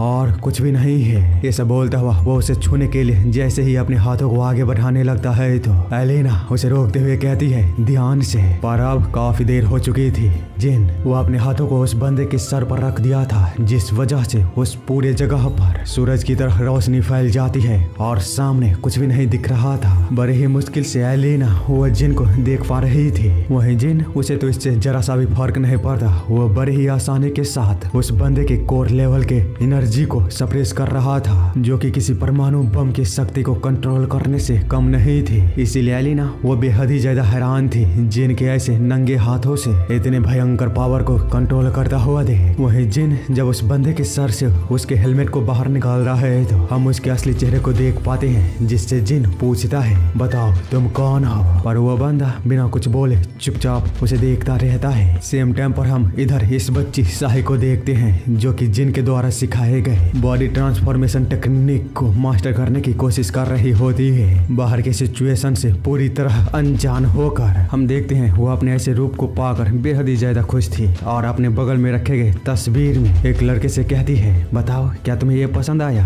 हमें पता चलता है वो तस्वीर उसके बचपन की थी, जहाँ पर कि वो एक लड़के के साथ खेल रही होती है और शायद वो उसे पसंद भी करती थी। इसीलिए वो अभी उसी तस्वीर को अपने हाथों में पकड़ा हुआ काफी ज्यादा इमोशनल होते हुए कह रही थी, तुम कहाँ पर चले गए। उम्मीद करती हूँ कि तुम जल्द ही यहाँ पर आओगे। तुम्हारे लिए मैं इतना बदल गई, पर तुम मुझे देखने के लिए यहाँ पर नहीं हो। उसके इतना बोलते ही हम जिनकी ओर दोबारा देखते हैं, जहाँ पर कि वो अभी भी अपने सामने वाले पर्सन के जवाब के इंतजार में उसे देख रहा था। पर उसके सामने वाला पर्सन वह बिना किसी इमोशन के, बिना किसी रिएक्शन को दिए हुए एक ही दिशा में देखता हुआ जा रहा था। इसीलिए जिन उसकी ऐसी आंखों को देखते हुए कहता है, ऐसा माना जाता है आंखें आत्माओं का द्वार होता है, फिर तुम्हारी आंखें इतनी खाली क्यों है। तो पीछे खड़ी एलिना उसे बताती है, उसके दिमाग के अंदर से मैं कोई भी सिग्नल को डिटेक्ट नहीं कर पा रही हूँ। ऐसा लगता है कोर लेवल के इंटरनल एनर्जी ड्राइव के ओवरलोड पावर ने उसके दिमाग को पिघला दिया है। इसीलिए अब वो जरा सा भी जिंदा नहीं बचा है, बस उसके अंदर शुद्ध इंस्टिंक्ट बचा हुआ है। जिन जिस पर कहता है, यदि उसके अंदर केवल इंस्टिंक्ट बचा हुआ है तो जरूर डोमिनेट करने वाली यादें भी उसके अंदर बची हुई होगी, और अगर ऐसा है तो वो अभी भी पूरी तरह से मरा नहीं है। तो अब मुझे बताओ आखिरकार हम कैसे उस मनहूस सी चीज को हटा सकते हैं जिसने कि इस बच्चे के ऊपर कब्जा किया हुआ है। एलिना उसे बताती है वह उसके दिल के काफी ही ज्यादा गहराई में छुपा हुआ है, हमें उसे बाहर निकालना होगा। जिन जो कि सुन कहता है, क्या इससे वो मर नहीं जाएगा, क्या कोई और रास्ता नहीं है। एलिना बताती है, केवल यही रास्ता है। जिन जो कि सुन खामोशी में उस बच्चे को थोड़ी देर देखने के बाद उसके सर पर अपने हाथों को रखते हुए कहता है, बच्चे माफ करना, तुम्हें बचाने का कोई और रास्ता नहीं है। हालांकि यदि तुम्हारे पास कोई अंतिम शब्द है तो तुम मुझे बता सकते हो, मैं इसे सुनना पसंद करूंगा। जिस पर कि वो बंदा कुछ तो बोलने की कोशिश करता है पर उसके मुंह से आवाज नहीं निकल रही थी। इसलिए जिन वो कहता है, फोकस करो, भले ही यह अंधकार में और अवरुद्ध लगे पर फिर भी गहराई से खोजो, क्योंकि यादें जितनी कीमती होती है वो उतनी गहराई में होती है। इसीलिए जब तक वो तुम्हें मिल नहीं जाता तब तक खोजो। ये सब बोलता हुआ वो उसकी मदद करने के लिए उसकी सारी दूषित ऊर्जा को अपने अंदर खींचना शुरू कर देता है, जिसको देखता हुआ एलेना कहती है वो कर क्या रहा है, ये बेहद ही ज्यादा खतरनाक है। पर वो इसे रोकने के लिए जिन से नहीं बोल पाते। वहीं जिन हम उसे देखते हैं जो कि उस बच्चे के काफी ही ज्यादा एनर्जी को अपने अंदर खींच लिया था और अब वो अपनी यादों को एक्सेस कर पा रहा था, जहाँ पर के उसे केवल साही के साथ बिताया हुआ बचपन याद आता है। साथ ही याद आता है वो पल जहाँ पर कि वो अपने बचपन के जैसा ही खेल रहा था, लेकिन उसके बड़े हो जाने के बावजूद भी साही अभी भी बच्ची थी, क्योंकि उसकी ग्रोथ प्लेट एक ही समय पर रुक चुकी थी और वो हमेशा हमेशा के लिए बच्ची रह चुकी थी। इसीलिए वो उसकी मदद के लिए जैसे ही तितली को पकड़कर उसे देता है तो साही वो काफी ही ज्यादा हैरान होती है और फिर वहाँ से जाते हुए कहती है रहने दो, अब इसकी कोई भी आवश्यकता नहीं है। जिस पर कि वो पूछता है क्या हुआ। साही बताती है तुमसे किसने मदद मांगी थी, मैं खुद से इसे संभाल सकती थी। जो सुनता हुआ वो कुछ भी नहीं बोल पाता और चुपचाप साही के पीछे जाते हुए उससे कहता है तुम इतना परेशान क्यों हो, अगर मैंने कुछ गलती की है तो मुझे बताओ, मैं इसे ठीक कर दूंगा। जो सुनता हुआ साही वो कुछ भी नहीं बोलती है तो वो कहता है क्या तुम्हारे पैर वो दुख रहे हैं, चलो मैं तुम्हें अपनी पीठ पर उठा लेता हूँ। साही जो कि सुन और भी ज्यादा भड़क चुकी थी और उस पर चिल्लाते हुए कहती है आखिरकार तुम मुझे समझ क्या रखे हो, क्या तुम अभी भी मुझे एक छोटे बच्चे के रूप में देखते हो, क्योंकि मैं लंबी नहीं हुई।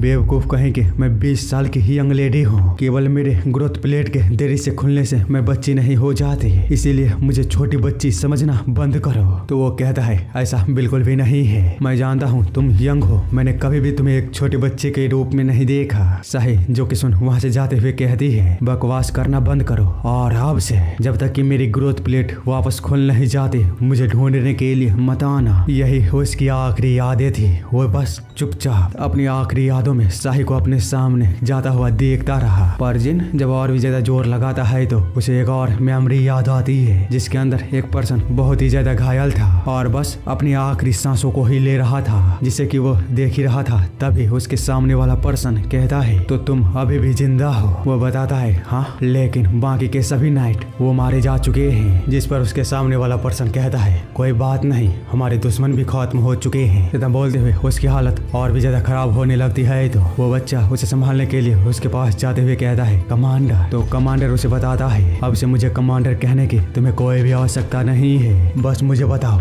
इतने भीषण युद्ध में जब पूरे इंटायर स्टारनेट ऑर्डर का सफाया हो गया तो तुम कैसे बच गए, क्या तुम छुपे हुए थे। जो सुनता हुआ वो पहले तो कुछ भी नहीं बोलता, बाद में उसे बताता है हाँ सही कहा। तो कमांडर कहता है यह कितना अजीब है, पिछले 6 सालों में नाइट में आने के बाद मैंने युद्ध में तुम्हें कभी भी झिझकते हुए नहीं देखा। तुम हमेशा ऐसे लड़ाई लड़े जैसे मानो तुम्हारे पास 10 जिंदगी हो, फिर इस बार तुम क्यों पीछे हट गए। जिस पर कि जब वो कोई भी जवाब नहीं देता है तो कमांडर उसकी ओर थोड़ी देर देखने के बाद उससे पूछता है क्या यह मिशन से रिलेटेड है, कहीं तुम भी तो इसे पाना नहीं चाहते। हम देख पाते हैं वो एक बक्सा की ओर इशारा कर रहा था। वो जो कि सुन कहता है माफ करिएगा लेकिन ये किसी के लिए बहुत ही ज्यादा आवश्यक है। कमांडर जो कि सुन उसकी ओर थोड़ी देर खामोशी से देखने के बाद उसे बताता है तुम बहुत ही बड़े मूर्ख हो, कोर लेवल की इंटरनल एनर्जी ड्राइव तुम्हारे संभालने की क्षमता से परे है, केवल कुछ चुनिंदा लोग ही हैं जो इसकी पावर को संभाल सकते हैं, यहाँ तक कि मैंने खुद भी इसे पाने की हिम्मत कभी भी नहीं की। तो वो कहता है यह वस्तु आपके कोई भी काम का नहीं है, आप पहले से ही बहुत लंबे हो। जो सुन कमांडर वो कुछ समझ पाता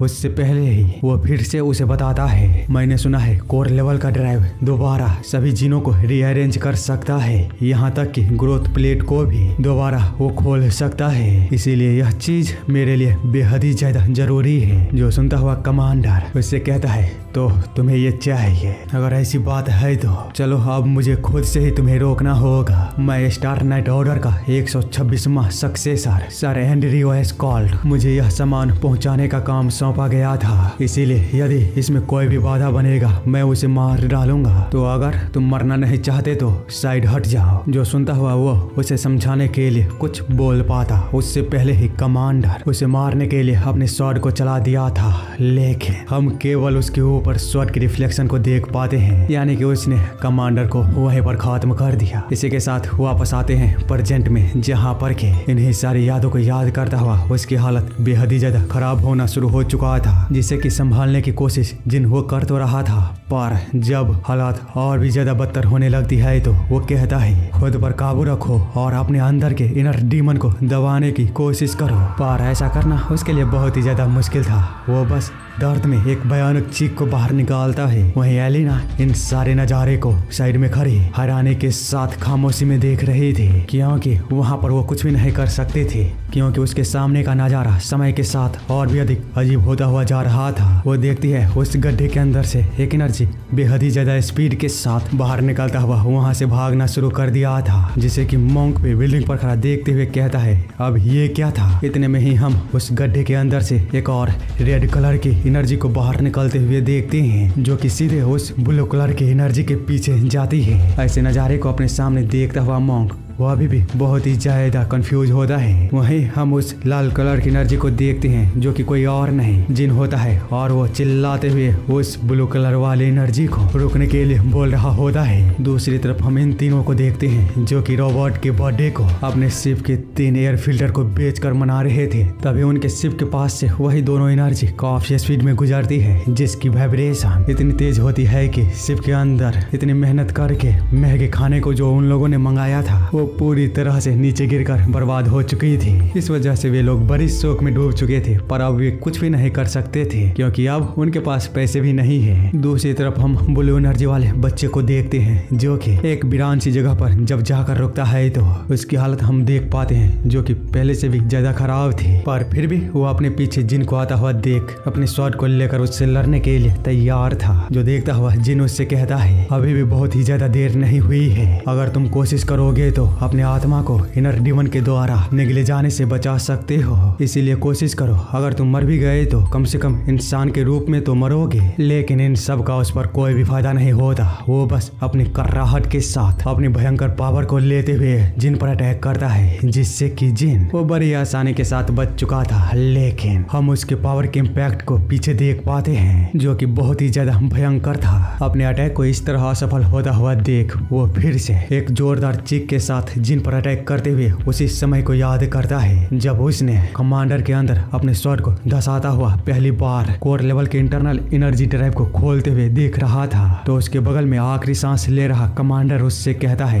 रुक जाओ, मैं तुम्हें इसके लिए ब्लेम नहीं करूंगा। मैं जानता हूँ तुम्हारे पास अपने नाइट के शपथ को त्यागने और अपनी आत्मा को डीमन को बेचने के लिए उचित कारण होगी। मैं तुम्हें अच्छी तरह जानता हूँ, इसीलिए मैं तुम्हें अपना बेटा मानता हूँ, जिस वजह से मैं तुमसे फिर से बोल रहा हूँ प्लीज रुक जाओ और उसे यहीं पर त्याग कर चले जाओ, क्योंकि यदि तुमने इसे यूज करने की कोशिश की तो यह तुम्हारे आत्मा को निगल जाएगी, और यदि तुमने इसे अपने पास रखने की कोशिश की तो पूरी दुनिया तुमसे इस चीज को छीनने के लिए तुम्हारे पीछे पड़ जाएगी। इसीलिए चाहे तुम जो भी चुनो तुम्हारा विनाश वो निश्चित है। तो वो उसे बताता है मैं जानता हूँ, पर फिर भी मुझे इसे उसके पास पहुँचाना है, चाहे फिर इसके लिए मुझे अपने आत्मा को ही क्यों न बेचना पड़े। इसी के साथ वो उस कोर लेवल के ड्राइव को यूज कर लेता है और एक भयंकर चीख के साथ वापस प्रेजेंट में आता है, जहाँ पर कि वो वही पहले वाले कर्राहट के साथ वापस जिन पर अटैक करने के लिए आगे बढ़ गया होता है, जिसे देखता हुआ जिन को अब पूरी तरह से समझ आ चुका था कि बिना ताकत के उसे रोकना ये नामुमकिन है। इसलिए वो उसे रोकने के लिए काफी ही जोरदार पंच के साथ उस पर अटैक करता है, जिसकी कर्राहट इतनी तेज होती है कि उससे कई किलोमीटर दूर स्याही भी उसकी आवाज को सुन पाती है, जिस वजह से जब वह बाहर निकल कर देखती है तो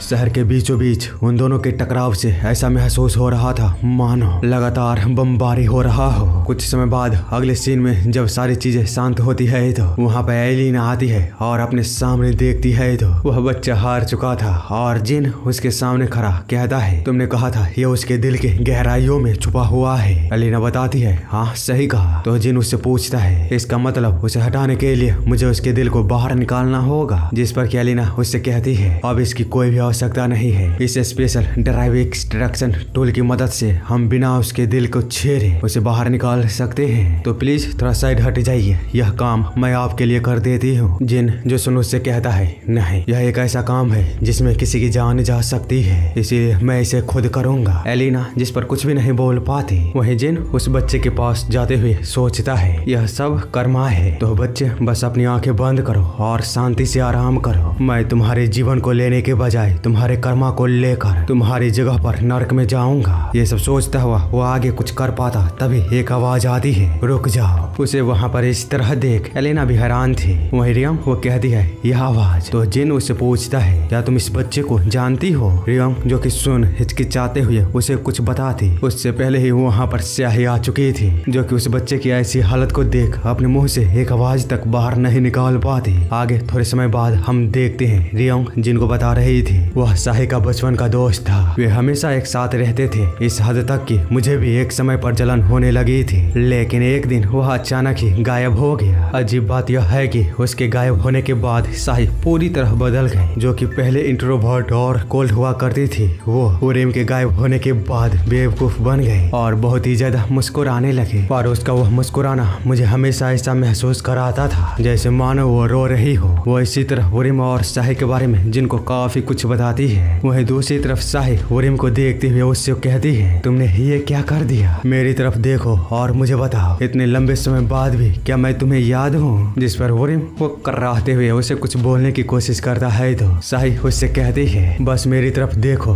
तुम मुझे पहचानते हो, सही कहा ना? तुम मुझे नहीं भूल सकते, बताओ मेरा नाम क्या है? उसे इतना बेताब देख एलिना उससे कहती है यह सब बेकार है, उसका दिमाग पूरी तरह से खत्म हो चुका है, उसके पास अब कोई भी यादें नहीं बची है। पर ये क्या? वो एकदम से ही शांत होकर काफी हैरानी में रियम को देखता है, जो कि उसे गलत साबित करते हुए किसी तरह अपने हाथों को उठाता हुआ शाही की ओर इशारा करता है, जिसे देख एलिना वो बेहद ही ज्यादा हैरान हुई थी। वही शाही कहती है तुम मुझे नहीं भूल सकते, मैं ये पहले से जानती थी। इतना बोलते हुए वो भी जैसे ही अपने हाथों को उसे छूने के लिए आगे बढ़ाने लगती है, तभी वहाँ पर योंग आकर उसे रोकते हुए कहती है मत करो, उसका ड्राइव केस वो डैमेज हो चुका है और उसके अंदर से ओमनियस रेडियो एक्टिव एनर्जी लीक हो रही है, इसलिए यदि तुमने उसे छुआ तो तुम भी इससे इफेक्टेड हो सकती हो। जिस पर शाही अपने शब्दों को बार बार दोहराते हुए उससे कहती है लेकिन फिर भी वो मेरा रियम है। उस कैसे रूप को देख रियोंग वो बिल्कुल ही शांत हो चुकी थी और फिर उसकी ओर थोड़ी देर देखने के बाद उससे कहती है हाँ मैं जानती हूँ, फिर भी तुम उसे नहीं छू सकते। जो सुनता हुआ स्याही जब रियम की ओर देखती है तो वो अभी भी अपने हाथों को आगे करता हुआ उसके इंतजार में था, जिस वजह से स्याही उसे छूने से खुद को नहीं रोक पाती और अपने हाथों को उसकी ओर आगे करने लगती है। तो एलिना वो जिन से कहती है हमें उन्हें रोकना होगा। जिन जिस पर उससे कहता है हम ऐसा नहीं कर सकते, कुछ बंधनों को हमें भाग्य पर भी छोड़ देना चाहिए। इसी के साथ हम देखते हैं जब स्याही रियम को छूने ही वाली थी तभी कुछ होता है और रियम अपनी मुट्ठी को बंद करते हुए वो स्याही को छूने से मना कर देता है, जिसके चलते स्याही वो भी काफी ही ज्यादा हैरान थी। वहीं रियम अपनी कराहट भरी आवाज में उससे कहता है पीछे हट जाओ। जो सुनता हुआ ये लोग भी शौक में थे कि ये क्या हुआ, पर आगे वो कुछ बोल पाते उससे पहले ही वहाँ पर किसी दूसरे पर्सन की एंट्री होती है और वो अपने फ्लैग को रियम और स्याही के चारों तरफ फैलाते हुए किसी तरह के फॉर्मेशन को एक्टिव करते हुए उन दोनों को ही एक साथ अपने कब्जे में ले लिया था, जिसे देखता हुआ रियोंग कहती है अब ये क्या है? वही एलिना वो कहती है यह तो बैरियर है। पर जिन उन दोनों की बातों पर ना ध्यान देते हुए इससे पहले कि ज्यादा देर हो वो तुरंत ही उस बैरियर पर अटैक करते हुए उसे हटाता है, लेकिन इसका कोई भी फायदा नहीं होता। लेट ऑलरेडी हो चुकी थी क्योंकि वह पर्सन उन दोनों को लेकर वहाँ से गायब था और उस जगह पर केवल एक छोटी सी चीज पड़ी हुई थी, जिसे कि ये लोग जब गौर से देखते हैं तो वह स्वास्तिक टाइप का तलिस्मान था, जो कि शायद टेलीपोर्टेशन का काम किया होगा। खैर जिन उस तलिस्मान को देखते हुए कहता है यह प्राइमोर्डियल आर्ट फॉर्मेशन है सॉलिन के, यहाँ पर जरूर कोई ऐसा है जिसे कि सॉलिन के मार्शल आर्ट इनहेरिट हुआ है या फिर वो कोई ट्रांसेंडेंट रियलम का मास्टर है। जो सुनता हुआ एलिना को याद आता है यह कहीं वही पहले वाला असुरा बुद्धा तो नहीं है। दूसरी तरफ तरफ हम ब्लैक वाटर फैक्शन के हेडक्वार्टर को देखते हैं, जहाँ पर कि सही में वही असुरा बुद्धा था जिसने कि स्याही और वुरेम को अपने साथ वहाँ से लेकर भागा था। हम देखते हैं वह जब अपने हेडक्वार्टर में पहुँचता है तो अपने सामने किसी को देखता हुआ वो काफी ही ज्यादा हैरान हुआ था, क्योंकि वहाँ पर उसके पहुँचने से पहले ही उसने काफी सारे लोगों को मार दिया था। पर वो ज्यादा इसके बारे में नहीं सोचता और उस बंदे से बात करने की कोशिश करता है, लेकिन वो बंदा उसकी बातों का जवाब ना देते हुए खामोशी से जब उसके पास पहुँचता है तो वह मॉन्क उससे कहता है, ईस्टर्न हेवन का फिश टेम्परर, काफी समय हो गया आपसे मिले हुए सीनियर। जिस पर कि वो बंदा कहता है, क्या तुम मुझे जानते हो? तो मॉन्क उसे बताता है, मैं इसे एक दूसरे को जानना नहीं कह सकते, हम बस एक बार एक दूसरे के पास से गुजरे थे, इसीलिए यह इतना भी जरूरी नहीं है कि इसे याद रखा जाए। जो सुन वो फिश टेम्परर बस अपने चुटकियों से उस पर अटैक करते हुए कहता है, मेरे सवालों का जवाब सही से दो। हम देखते हैं उसके उस मामूली से अटैक भी भयंकर अटैक से कम नहीं था, पर मॉन्क वो किसी तरह खुद को संभाल लेता है, लेकिन ऐसा करने में उसकी हालत खराब हो चुकी थी। जिसे देखता हुआ फिश टेम्परर कहता है, रुई वज्र टेक्निक, तो तुम गधे शाओलिन मॉन्क में से एक हो। तुम्हारी मार्शल आर्ट की डेप्थ को देखते हुए तुम जरूर डायरेक्ट डिसेबल होंगे, क्योंकि तुम्हारे जैसे पर्सन जो कि अपने 30वें साल तक नहीं पहुंचा, उसके पास एक ऐसी टेक्निक है जो कि एल्डर या फिर उससे ऊपर वाले लोग ही सीख सकते हैं। जरूर तुम वही बच्चे हो जो 20 साल पहले शाओलिन के ग्रैंड एल्डर मोंग चुन की सेवा करता था। मॉन्क जिस पर कहता है, देखा मैंने तुमसे कहा था ना, हम बस एक बार आसपास गुजरे हुए परिचित हैं। फिश टेम्परर जो कि सुन उसे बताता है, नहीं यह इससे थोड़ा सा ज्यादा है, क्योंकि अब तुम मोंग चुन के डिसेबल निकले हो तो मेरे पास एक कारण है तुम्हारी जान को बख्शने के। इसीलिए चलो अब जो तुमने अपने पीछे कोर लेवल के इंटरनल एनर्जी ड्राइव को लाया है उसे यहीं पर छोड़ दो, बदले में मैं तुम्हारी जान बख्श दूंगा। मॉन्क जिस पर कुछ भी नहीं बोलता है तो फिश टेम्परर उससे कहता है, तुम क्या सोच रहे हो? तुम्हें अपनी जान बचाकर यहाँ से भागना चाहिए, ना कि ज्यादा सोचने में समय बर्बाद करना चाहिए। इतना बोलते हुए वो अचानक ही शॉक हो चुका था, क्योंकि मॉन्क उसकी ओर अपने हाथों को आगे बढ़ाते हुए कोई चीज देने को इशारा कर रहा था, जिस वजह से फिश टेम्परर उससे कहता है, तुम ये कर क्या रहे हो? तो मॉन्क उसे बताता है, यदि तुम चाहते हो यहाँ से मैं चला जाऊँ तो तुम्हें बचे हुए 85,000 क्रेडिट मुझे देने होंगे। फिश टेम्परर जिस पर उससे कहता है, क्या तुम पागल हो चुके हो या फिर सचमुच में तुम मरना चाहते हो? तो मॉन्क उसे बताता है, तुम आखिरकार कैसे एक मॉन्क को मौत की धमकी दे सकते हो जो कि पहले ही जिंदगी और मौत से परे जा चुका है? कहीं तुम लंबी जिंदगी जीने के बाद बुढ़ापे में सठिया तो नहीं गए? जो सुनते ही फिश टेम्परर अपने फिस्ट के साथ उस पर अटैक कर दिया था, जिसके काउंटर में मॉन्क पे रिबाउंड टेक्निक का इस्तेमाल करता है, पर फिश टेम्परर के अटैक के सामने वो काफी ज्यादा कमजोर पड़ गया था और बहुत ही ज्यादा दूर जाकर गिरता है, और ऐसा लग रहा था कि एक जोरदार धमाके के साथ मॉन्क यहीं पर खत्म हुआ। जिस वजह से फिश टेम्परर वो कहता है, सही में वह बूढ़ा गधा मोंग चुन अपने छोटे कुत्ते को पालने में गलत तरीके का इस्तेमाल किया था, इसीलिए अब अपनी मौत के कारण खुद को मानना, मेरा इसमें जरा सा भी दोष नहीं था। इतना बोलते हुए वह कोर लेवल के इंटरनल एनर्जी ड्राइव को पाने के लिए जैसे ही अपने हाथ को आगे बढ़ाने लगता है, तभी एक आवाज आती है, अभी भी बचे हुए क्रेडिट को चुकाया नहीं गया है, तो अपने हाथ पीछे ही रखना। जो सुनता हुआ फिश टेम्परर बड़ी बोरिंग स्टाइल में जब उस ब्लास्ट की ओर देखता है तो मॉन्क उसने फिश टेम्परर के अटैक से खुद को बचा तो लिया था, लेकिन उसके इम्पैक्ट से उसकी हालत बद से भी बदतर हो चुकी थी और वो खून की उल्टियां कर रहा था, पर फिर भी वो फिश टेम्परर के सामने खड़ा हुआ उसके ओर बाकी के बचे हुए क्रेडिट को देने का इशारा कर रहा होता है, जिस पर फिश टेम्परर वो कहता है, तुम सच में एक सन की पागल हो? तो मॉन्क उसे बताता है, याद रखना 85,000 क्रेडिट तुम्हें देने होंगे, क्योंकि पुराना कॉन्ट्रैक्टर वो मारा जा चुका है, तो अब नियम के अनुसार मैं इस डील को कैंसिल कर सकता हूँ, लेकिन चूंकि तुम्हें यह चीज चाहिए तो मैं तुम्हारे साथ नया कॉन्ट्रैक्ट बना सकता हूँ। लेकिन आगे वो कुछ बोल पाता उससे पहले ही फिश टेम्परर उस पर अटैक कर दिया होता है और उसे जमीन पर गिराते हुए उससे कहता है, अब आगे बोल कर दिखाओ। मॉन्क जिस पर कहता है, अगर तुम बाकी के बचे हुए क्रेडिट या फिर कहूँ पैसों को दे देते हो तो मैं तुम्हारे साथ ये कॉन्ट्रैक्ट कर लूंगा। इतना बोलते हुए वो अपने किसी तरह के फॉरबिडन आर्ट को फिश टेम्परर के ऊपर परफॉर्म करने लगता है, यानी कि वो अपनी बातों पर अडिग था, पर फिश टेम्परर को इससे घंटों घंटा फर्क नहीं पड़ता। वो बस कहता है यह तो प्राजना इयॉन है, यह तो शॉलिन के अंदर भी फॉरबिडन है क्योंकि यह मार्शल आर्ट अनऑर्थोडॉक्स पाथ के एनर्जी को कैरी करता है। क्या तुमने अपनी प्रतिज्ञा को तोड़ दी है? जिस पर कि मॉन्क बताता है मार्शल आर्ट स्वॉर्ड की तरह होती है जो कि हमेशा जान लेती है, इसमें शुद्ध या अशुद्ध देखने की कोई बात ही नहीं है। पर फिर भी अगर हम देखते हैं तो यह भारी मजाक के अलावा और कुछ भी नहीं होगा। इतना बोलते हुए वो अपनी एनर्जी को और भी अधिक बढ़ाते हुए कहता है मैं जानता हूँ सीनियर, इससे आपको जरा सा भी फर्क नहीं पड़ेगा क्योंकि आपके पास इंडेस्ट्रक्टिबल वज्र बॉडी है, लेकिन ये थोड़ा सा तो जरूर आपको चुभ रहा होगा। तो फिश टेम्परर अपने पंच के साथ उस पर अटैक करते हुए कहता है हाँ सही कहा, ये चुभ तो रहा है। इसी के साथ वो उसके सर को अंदर की ओर धंसाते हुए कहता है बताओ क्या अब भी तुम्हारे पास कुछ है बोलने के लिए? जिस पर वह मंक ऐसी हालत में भी अपने हाथों को ऊपर उठाते हुए बाकी के क्रेडिट को उसे देने के लिए बोल रहा होता है। फिश टेम्परर जो कि देख पहले से काफी ज्यादा गुस्से में उसके सर पर कई बार लगातार पंचेस करता है। इस चीज से अनजान की उस मंक का ब्लड धीरे धीरे स्याही और वोरेम की ओर जा रही होती है, जो कि जैसे ही उन दोनों को बंद करने वाले कमल के बैरियर से मिलता है तो हम देखते हैं वह चीज वहां से गायब होना शुरू हो चुका था। वोरेम और स्याही दोनों को ही साथ लेकर वहीं फिश टेम्परर अभी भी इन सबसे अनजान मंक को पीटने के बाद जब उसे कंफर्म हो जाता है कि वह अब दोबारा नहीं उठने वाला है तो वो कहता है ऐसा क्यों ही है कि मैं जब भी किसी मंक से मिलता हूँ तो वो इतना उत्सुक क्यों होता है निर्वाणा तक पहुँचने के लिए? साले हरामखोर कहीं के। इतना बोलते हुए वो जैसे ही वोरेम और स्याही की ओर देखता है तो वो बैरियर उन लोगों को लेकर लगभग वहां से गायब ही हो चुका था, जिसे देखता हुआ फिश टेम्परर वो कुछ कर पाता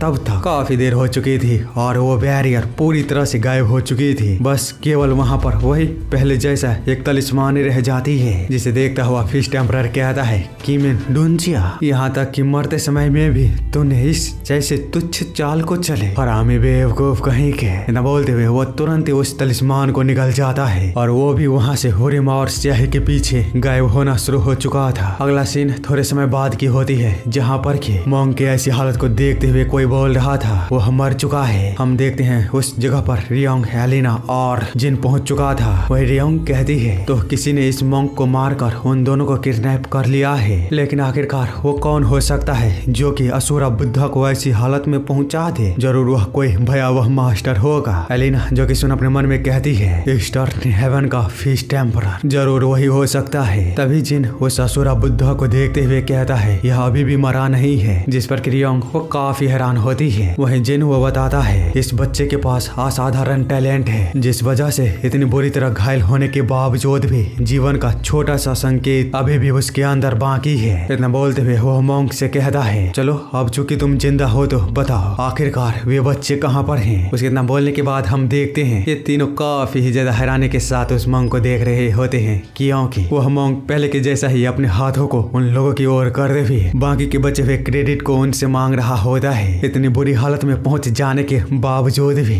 दूसरी तरफ हम कहीं पर देखते हैं वोरेम और स्याही की वही पुरानी यादें रिपीट मोड में चल रही होती है, पर इस बार थोड़ी सी चीजें वो अलग थी क्योंकि इस बार जब वोरेम उसे तितली पकड़ कर देता है तो स्याही उसे लेने से मना नहीं करती बल्कि खुद अपनी मर्जी से उस तितली को लेती है और उसे काफी ज्यादा गौर से देख रही होती है। तो वोरेम उससे कहता है तुम्हारा चेहरा इतना उतरा हुआ क्यों है? क्या तुम्हें तितलियां पसंद नहीं है? तो फिर तुम उन तितलियों को पकड़ने की कोशिश क्यों कर रही थी? वो बताती है मैं इसे पसंद नहीं करती, लेकिन ये तितलियां और क्यों नहीं रही है? ऐसा लगता है कि मानो यह रियलिटी नहीं है। तो वोरेम वो कहता है हाँ सही कहा, मुझे भी ऐसा ही लगता है क्योंकि मेरा सीना जो पहले आग की तरह जल रहा था वो अब पूरी तरह से शांत हो चुका है। इतना बोलते हुए वो स्याही की ओर देखता है तो वो काफी ज्यादा रो रही होती है, जिस वजह से वो कहता है मत रो, हमें खुश होना चाहिए कि हम दोनों फिर से मिले। जिस पर स्याही वो बताती है अगर यह सही में वास्तविक नहीं है तो इसका मतलब मैं फिर से जाग जाऊंगी और बार बार इस चीज को जीऊंगी। नहीं, ये पहले के ही जैसा है। मैं हर रात तुम्हारे सपने देखता हूँ और हर सुबह तुम्हें अलविदा कहने के लिए मजबूर हो जाती हूँ। यदि मैं इस बार फिर से जागी तो मैं तुम्हें फिर से खो दूंगी। ये सब बोलता हुआ वो काफी ज्यादा डिप्रेशन में चली गई होती है। वहीं वोरेम उसकी बातों को सुनता हुआ कुछ भी नहीं बोल पाता। कुछ समय बाद वे दोनों एक साथ बैठते हैं और फिर वोरेम कहता है मुझे माफ कर दो, मैंने कभी भी तुम्हें एक बच्चे के रूप में नहीं समझा। तुम हमेशा से कहीं अधिक मैच्योर थी।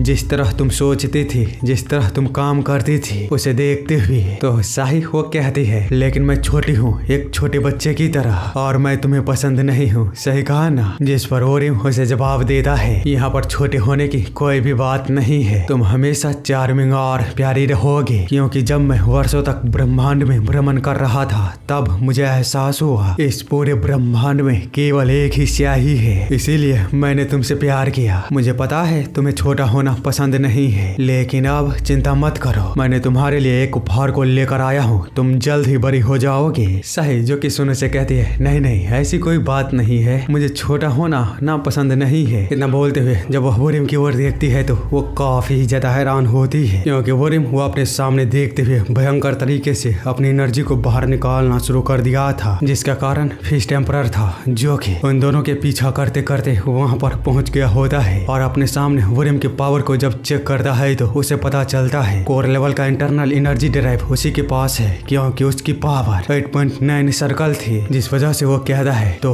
वह ड्राइव तुम्हारे पास है। पर वोरिम उसकी बात पर ना ध्यान देते हुए एकदम से ही उस पर अटैक कर दिया होता है, जिसे देखते हुए स्याही उसे पीछे से आवाज तो लगाती है, पर अब काफी देर हो चुकी थी। वो जैसे ही फिश टेम्परर से टकराता है तो वहाँ पर जोरदार एनर्जी बाहर निकलती है और सामने कुछ भी नहीं दिखाई देता। वहीं दूसरी तरफ हम इस मोंग को देखते हैं, जो अभी भी वोरिम और स्याही के पति को बताने के लिए बाकी के बचे हुए 85,000 क्रेडिट को रियोंग, जिन और एलिना से मांग रहा होता है, जिसे देखते हुए रियोंग कहती है 85,000 क्रेडिट, यहाँ पर क्या कोई मजाक चल रहा है? अगर मैं अपने डेविल शिप और अपने तीनों साथियों के साथ साथ अगर इसे भी बोनस के रूप में बेच दूं तब भी 10,000 क्रेडिट भी नहीं बनेंगे। उसकी ऐसी बातों को सुन एलिना उससे कहती है, क्या तुम मरना चाहती हो जो तुम मुझे इसमें शामिल कर रही हो? वहीं जिन वो कहता है, क्या ये पैसे इतने बड़े हैं? चलो ठीक है, मैं अपने नाम की कसम खाता हूँ, मैं तुम्हें वो दे दूंगा। जो सुनता हुआ मोंक जब कुछ भी नहीं बोलता है तो रियोंग बताती है, ऐसा हो ही नहीं सकता, इसका निकनेम ही लालची दानव है। जहाँ पर पैसों की बात आती है वहाँ पर यह अपने माता पिता पर भी भरोसा नहीं करता, लेकिन मोंक उसे गलत साबित करते हुए जिनके नाम के भरोसे अपने ब्लड को सीधे आसमान की ओर भेजता है, और फिर वो बीच हवा में एक सर्कल को बनाते हुए कुछ तो करना शुरू कर दिया था, जिसे देखते हुए रियोंग भी हैरान थी। हम देखते हैं मोंक के ब्लड से बना हुआ सर्कल इन और यांग जैसे किसी तरह के फॉर्मेशन को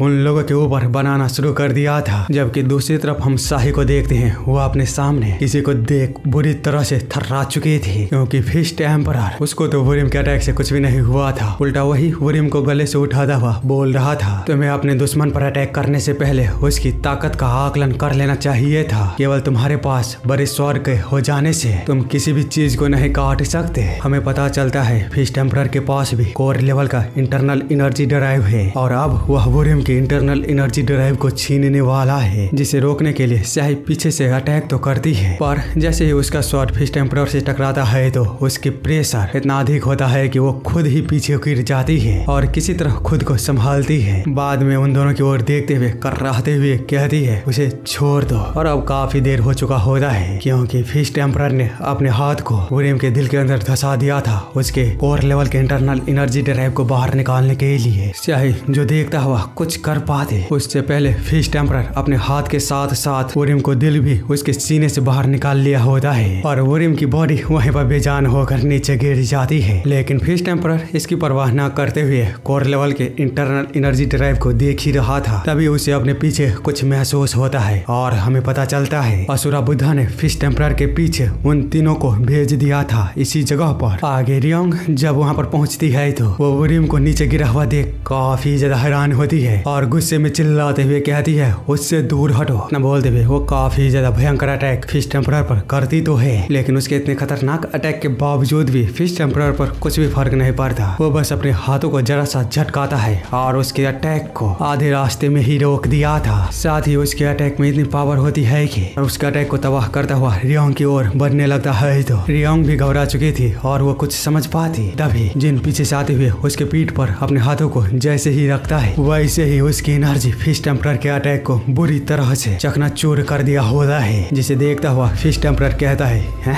ये क्या था। बाद में उसे पता चलता है रियोंग को उस अटैक से बचाने वाला कोई और नहीं उसके पीछे खड़ा जिन था, जो कि इंटरनल एनर्जी ट्रांसफॉर्मेशन टेक्निक का इस्तेमाल कर रहा है। दूसरी तरफ एलिना बताती है वह ईस्टर्न हेवन फिस्ट एम्परर है। वह दुनिया के 5 सुप्रीमो में से एक, मेरी माँ की तरह अनपैरेलल मास्टर है। इस पूरे गैलेक्सी में 10 से भी कम लोग हैं जो कि उसका सामना कर सके। पर जिन उसको तो फिस्ट एम्परर के बारे में ऐसी बातें सुनने के बाद भी कुछ भी फर्क नहीं पड़ता। वो एलिना की बातों को पूरी तरह इग्नोर करता हुआ सीधे एम्परर की ओर बढ़ता है, जिसे देखता हुआ एम्परर हैरानी में जब वो उसकी एनर्जी को जांच करने की कोशिश करता है तो उसका सिस्टम बताता है उसकी सारी जानकारी अननोन आती है, जिस वजह से फिस्ट एम्परर वो सोचता है ये कैसे हो सकता है, उसके पास तो कोई भी इंटरनल एनर्जी ड्राइव नहीं है, या इसका मतलब वो पूरी तरह से प्राकृतिक है, फिर वो कैसे एनर्जी ट्रांसफॉर्मेशन टेक्निक को यूज कर सकता है। ये सब सोचता हुआ वो चीजों को समझने की कोशिश कर ही रहा था, तभी जिन उसके पास आकर कहता है तुम्हारा शरीर स्टील की तरह मजबूत है, इसका मतलब तुमने आयरन क्लॉथ टेक्निक को मास्टर की है, जिसे कि लोग हमेशा सीखने से डरते हैं क्योंकि इसे सीखने में भयावह दर्द का सामना करना पड़ता है, पर तुमने सीखा ये काफी अच्छा है। जो सुनता हुआ फिस्ट एम्परर वो कहता है तुम हो कौन, पर जिन उसकी बातों को पूरी तरह इग्नोर करता हुआ सीधे उससे कहता है मैं तुम्हें तुम्हारे मरने तक पीटना चाहता हूँ, लेकिन मार्शल आर्ट दुनिया के नियमों के अनुसार मेरे पास कोई बेहतर कारण नहीं है तुम्हें ऐसे पीटने, इसीलिए जब तक मुझ में सब्र बची हुई है तब तक तुम्हारे पास मौका है, तो जो भी तुमने अपने हाथों में पकड़ा हुआ है उसे नीचे रखो और भाग जाओ। फिस्ट एम्परर जो कि सुन कहता है कहीं तुम पागल तो नहीं हो गए हो। इतना बोलते हुए वो अपनी बातों को खत्म कर पाता उससे पहले ही जिन अपने पंच के साथ काफी जोरदार उसके पेट पर मारा होता है, जिसका दर्द इतना तेज होता है कि उसकी आंखें बाहर निकल गई थी और वो सीधे जमीन पर गिरता है। वहीं जिन वो कहता है मुझे तुम्हें मारने का कारण मत दो क्योंकि मैं भी यही चाहता हूँ, और फिस्ट एम्परर उसकी बातों पर ना ध्यान देते हुए काफी गुस्से में कहता है हरामखोर कहेंगे तुम्हारी हिम्मत कैसे हुई मेरे साथ ऐसा करने की। इतना बोलते हुए वो बुरी तरह अपनी एनर्जी को बाहर निकालने लगता है, तो जिन उससे कहता है रुक जाओ, लेकिन वो उसकी बातों पर ना ध्यान देते हुए विरिम को दिल को उसे दिखाते हुए कहता है तुम्हें यही चाहिए ना, ठीक है। इसी के साथ कोर लेवल की इंटरनल एनर्जी ड्राइव को अपनी मुट्ठी से कुचलते हुए सीधे जिन को मारने के लिए उस पर अटैक तो करता है, लेकिन जिन उसे काफी जोरदार पंच को देते हुए सीधे साइड में कर देता है, मानो जैसे वो किसी बच्चे के साथ खेल रहा हो। इसी के साथ वो उसे काफी बुरी तरह पीटता है और पीटते ही जाता है जब तक कि उसके होश ठिकाने नहीं आ जाते। फिस्ट एम्परर को इतनी बुरी तरह मार खाता हुआ देख ये लोग इन्हें तो कुछ भी समझ नहीं आ रहा होता है, जबकि दूसरी तरफ हम फिस्ट एम्परर को देखते हैं जिनके हाथों इतना मार खाने के बावजूद भी वो खराब, लेकिन उसके चेहरे का हाल मत पूछो, बुरी तरह खराब होती है, इतना कि वो खराब ही नहीं हो पाता और सीधे जमीन पर गिर जाता है। जो देखता हुआ ये लोग बिना कुछ बोले सोचते हैं अभी अभी हुआ क्या। वहीं इधर हम वुरिम के लाश के पास स्याही को देखते हैं जो कि वुरिम की ऐसी हालत को देख पूरी तरह से टूट गई होती है, जिसे देखता हुआ रियोंग कहती है हमें उसे यहाँ से ले जाना होगा, अगर हमने उसे ऐसे ही छोड़ दिया तो वो कभी भी नहीं हिलेगी अपने मरने तक, इसलिए अब भले ही हमें अपनी ताकत का ही इस्तेमाल क्यों ना करना पड़े हमें उसे यहाँ से घसीट कर बाहर ले जाना होगा। जो सुनता हुआ जिन वो कुछ भी नहीं कहता। बाद में स्याही को थोड़ी देर गौर से देखने के बाद उसके पास जाकर कहता है उसे छोड़ दो, मैं तुम्हें अलविदा कहने के लिए बस थोड़ा सा समय दूंगा। स्याही जो कि सुन काफी हैरान हुई थी। बाद में थोड़े समय बाद हम देखते हैं जिन वुरिम की बॉडी के साथ कुछ करना शुरू कर दिया होता है, जिस पर रियोंग वो कहती है आखिरकार वो करने की क्या कोशिश कर रहा है, तो एलिना बताती है यह असंभव है, वो रिटर्न टू ओरिजिन का इस्तेमाल कर रहा है। जो सुनता हुआ रियोंग ना समझते हुए उससे इसके बारे में पूछती है, तो एलिना वो बताती है यह नेचर के साथ एक हो जाने वाली स्टेट है, क्योंकि सारी चीजें प्राकृतिक से ही ओरिजिनेट हुई है, यहाँ तक कि मौत और जीवन भी। हालांकि फिर भी मुझे लगा था रिटर्न ऑफ ओरिजिन इसका इस्तेमाल करना केवल कहानियों में ही है, पर चूंकि अब मैं जब अपनी आंखों से देख रही हूँ तो मुझे यकीन नहीं हो रहा है आखिरकार यह आदमी है कौन। हम देखते हैं रिटर्न ऑफ ओरिजिन का इस्तेमाल करने के कारण जिनको भी बहुत ही ज्यादा मुश्किल हो रही थी, क्योंकि उसके लाइफ के कुछ पल वो वुरिम के अंदर जा रहा था ताकि वो दोबारा इस दुनिया में थोड़े समय के लिए वापस आ सके। खैर हम देखते हैं जिनकी मेहनत वो कामयाब होती है, जिसकी वजह से वुरिम वो थोड़ी देर के लिए जिंदा हो चुका था। स्याही जिसको कि देखता हुआ उसकी आंखें भर जाती है। वही वुरिम वो कहता है मुझे तुमसे एक फेवर चाहिए था, क्या मैं मांग सकता हूँ। स्याही बताती है जो भी तुम चाहो बोलो, मुझे उसे पूरा करने के लिए जो करना पड़ेगा मैं वो करूंगी। तो वो बताता है मत रो, जिसको सुनता हुआ स्याही के पास कुछ भी शब्द नहीं होता है बोलने के लिए। वही वुरिम वो कहता है तुम रोने से ज्यादा हंसते हुए अच्छी लगती हो। स्याही बताती है मैं नहीं रो रही हूँ। तो वुरिम उसके आंसू पोंछते हुए कहता है अब से तुम्हें अपनी आंखें छुपाने की कोई भी आवश्यकता नहीं है। तुम्हारी आंखें वो काफी सुंदर है। हम देखते हैं शाही वरीम की बातों को सुनने के बाद अपनी आंखों से पट्टी को हटा लेती है, जिसको देखते हुए एलिना वो पूछती है क्या उसकी आंखें घायल हो गई थी। रियोंग बताती है नहीं, वो ठीक है, बस वो खुद को कमजोर नहीं दिखाना चाहती थी। इसी के साथ हम शाही को देखते हैं, जिसकी बिना पट्टियों वाली आंखों को देखते हुए वरीम वो कहता है जैसे कि तुमसे उम्मीद थी, तुम बहुत ही ज्यादा सुंदर हो। इतना बोलते हुए वो उसके साथ कर लेता है। मतलब देखो अब क्या ही मैं बोलूं, वो बस इतना कहता है आखिरी बार प्लीज मुझे भूल जाना। इसी के साथ सीन कट होता है और कुछ समय बाद हम देखते हैं वो लोग वरीम को दफना दिया होता है, लेकिन शाही वो अभी भी सदमे में उसके कब्र के पास खड़े थे, जिसे देखता हुआ ये लोग भी थोड़े से निराश तो थे, पर अब चूंकि ये लोग कुछ भी नहीं कर सकते थे तो अगले सीन में हम देखते हैं वो सभी अपने अपने रास्ते पर निकल गए होते हैं और रियोंग वो बोल रही होती है जल्दी करो, हमें जितनी तेज हो सके यहाँ से निकलना होगा। ये सब बोलता हुआ जब वह जिन की ओर देखती है तो जिन वो अभी भी बेचारा सदमे में था और शाही की बातों को याद कर रहा था, जिसने कुछ से कही थी मास्टर मेरी आपसे एक रिक्वेस्ट है, प्लीज आप अपनी बॉडी ट्रांसफॉर्मेशन टेक्निक को मुझसे वापस ले लीजिए। जिस पर जिन वो कहता है कोई जरूरत नहीं है, तुम इसे अपने पास रख सकती हो। तो शाही बताती है ठीक है, पर मैं इसका इस्तेमाल कभी भी नहीं करूंगी। जिन जो कि सुनो से बताता है किसी चीज का इस्तेमाल ना कर पाना और किसी चीज का इस्तेमाल ना करने के बारे में सोचना दोनों ही अलग अलग चीजें हैं, इसलिए भले ही तुम इसका इस्तेमाल ना करना चाहती हो पर फिर भी तुम्हें इसे अपने पास रखना ही होगा। शाही जिस पर कुछ भी नहीं बोल पाती, इन सारी चीजों को याद करता हुआ जिन वो अभी भी ट्राइड प्लानेट को देख रहा होता है, जबकि उसका शिप काफी स्पीड में उस प्लानेट से दूर जा रहा था। वहीं कहीं दूसरी जगह पर बहुत समय बाद हम इस खूबसूरत बला को देखते हैं, जिसके सामने कई सारे लाशें पड़ी हुई थी और उन्हीं लाशों के बीच बैठा हुआ था फिश टेम्परर, जिसे देखता हुआ स्वॉर्ड मैट्रॉन वो कहती है तुम्हारी पर्सनालिटी अभी भी नहीं बदले, तुम अभी भी अपने गुस्से को काबू करने के लिए अपने ही डिसेबल का इस्तेमाल करते हो। जरूर इन बच्चों ने तुम्हें कोर लेवल के इंटरनल एनर्जी ड्राइव को देने के लिए यहाँ पर बुलाया होगा। फिश टेम्परर जिस पर बताता है ये मेरे डिसेबल नहीं थे, मैंने बस उन्हें कुछ तरकीबें सिखाई ताकि वो मेरी और भी अधिक काम आ सके, इससे ज्यादा इन कचरों का और कोई भी वैल्यू नहीं है। तो स्वॉर्ड मैट्रॉन वो कहती है ओह तो ऐसी बात है, चलो छोड़ो, वैसे मुझे मानना ही होगा, इतने मार खाने के बावजूद भी तुम जिंदा हो। सच में तुम्हारी इंडेस्ट्रक्टिबल वज्रा बॉडी के मास्टर के रूप में तुम्हारी रेपुटेशन तुम पर सूट करता है। फिश टेम्परर जो कि सुन उसे बताता है यदि तुम मुझे उकसाने के लिए यहाँ पर आई हो तो मैं तुम्हें बता दूं यह तुम्हारे लिए समय की बर्बादी होगी, क्योंकि गुस्सा वो मुझे और भी अधिक पावरफुल बनाता है। तो स्वॉर्ड मैट्रॉन वो बताती है तुम गलत समझ रही हो, मैं यहाँ पर तुम्हारा मजाक उड़ाने के लिए नहीं आई हूँ, मैं बस तुम्हें यहाँ पर चेतावनी देने आई हूँ, कुछ भी करो पर उससे दूर रहना, वो केवल मेरा है। यदि तुमने इसे नजरअंदाज किया तो तुम्हारा नसीब आज की तरह भाग्यशाली नहीं होगा। फिश टेम्परर जिस पर कहता है तुम्हारे बोलने का क्या मतलब है। तो स्वॉर्ड मैट्रॉन बताती है दुनिया मानती है आयरन क्लॉथ टेक्निक वो इंडेस्ट्रक्टिबल है पूरी तरह से, पर वे लोग एक चीज भूल जाते हैं कि यह भी एक मार्शल आर्ट टेक्निक ही है, बस थोड़ा सा कॉम्प्लिकेटेड, क्योंकि वह शरीर के सभी कमजोर पॉइंटों को एक सीक्रेट जगह पर इकट्ठा करके छुपा देता है, इसीलिए किसी के लिए भी इसे भेजना वो नामुमकिन के बराबर हो जाता है। लेकिन तुम्हें देखते हुए मुझे समझ आ चुका है वो तुम्हें मारना तो चाहता था लेकिन तुम्हें मारा नहीं, उसने केवल तुम्हारे फोराम को छोड़कर पूरे शरीर पर मारा। इसका मतलब तुम्हारी बॉडी की वो सीक्रेट जगह फोराम ही है। अगर वो चाहता तो तुम्हें एक पल में मार सकता था,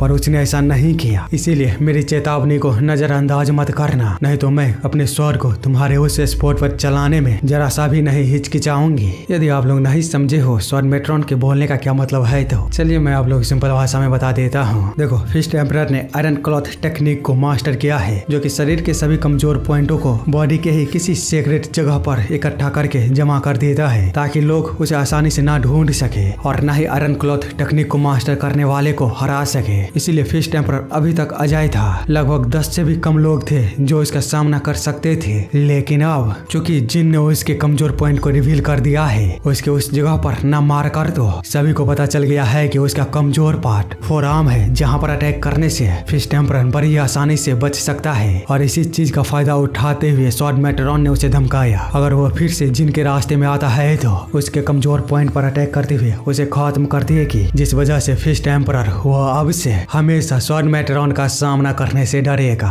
और कभी भी उसके रास्ते में नहीं आएगा, जिसका एग्जाम्पल हम अभी अभी देख भी पाते हैं, क्योंकि स्वॉर्ड मेट्रॉन के उसके मुंह पर इतना ज्यादा धमकाने के बावजूद भी वो कोई भी रिप्लाई नहीं देता और चुपचाप स्वॉर्ड मेट्रॉन को वहां से जाते हुए देखता है, क्योंकि उसे भी पता था अगर अभी उसने उसका सामना किया तो स्वॉर्ड मेट्रॉन उसकी कमजोरी का फायदा उठा सकती है, इसीलिए वो समझदारी को दिखाता हुआ कुछ भी नहीं करता।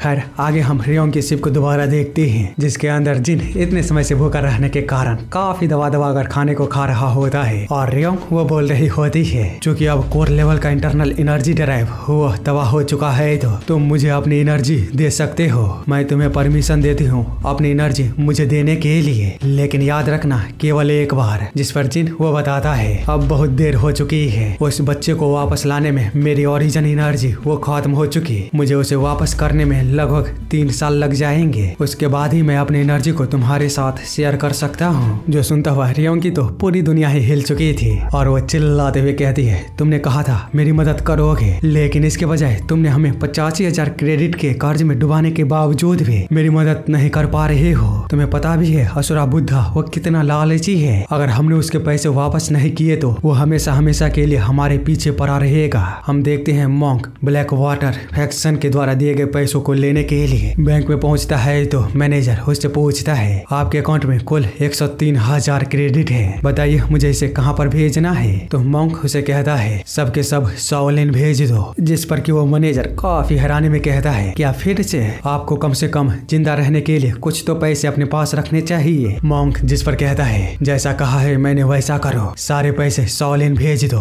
क्योंकि वे जितना बूढ़ा होते हैं उतना ही अच्छा खाना उन्हें खाना चाहिए। रही बात मेरी तो मैं केवल वही चुरा सकता हूँ जिसकी मुझे आवश्यकता है। इसी के साथ सीन चेंज होता है और हम एक बर्फीली जगह को देखते हैं जहाँ पर कि एक पर्सन जिनके बारे में बात करते हुए कहता है तो वह 2000 साल पहले से आया हुआ मॉक जिन नाम का एक पर्सन है जो कि हमारे सेक्ट के मार्शल आर्ट को यूज करता है, साथ ही वो खुद को हेवनली डीमन मान रहा है। उसके पीछे खड़ा पर्सन जिस पर कहता है मैंने इसकी जांच की है, यह जरूर बाहरी फोर्स का साजिश हो सकता है जो कि हमारे सेक्ट को डिस्टेबलाइज करना चाहते हैं। तो वह पर्सन कहता है यह सेक्रेट 2000 सालों से दबा हुआ था, इसके बारे में यहाँ तक कि हायरप्स एल्डर्स को भी नहीं पता है, फिर आखिरकार बाहरी फोर्स को कैसे पता चल सकता है जिसके बारे में हम भी भूल चुके हैं। अगर वो सच में जाग चुका है तो वह जरूर छठा हेवनली डीमन ली मॉक जिन होगा, जिसका मतलब है कि अब इस पूरे दुनिया में 3 हेवनली डीमन हो चुके हैं। हमें पता चलता है यह बंदा भी हेवनली डीमन सेक्ट के 94वां हेवनली डीमन वो सौचुन है। इसी के साथ ये चैप्टर यहीं पर खत्म होती है, आगे की कहानी अगले एपिसोड में, पर उसके लिए आप लोगों को कमेंट करना होगा, क्योंकि यही चीज तो हमारे जैसे यूट्यूबरों के लिए फ्यूल का काम करता है। अगर ये नहीं आते तो सारा मोटिवेशन डाउन हो जाता है और वीडियो बनाने का मन ही नहीं करता है। तो प्लीज कमेंट करिए, लाइक करिए,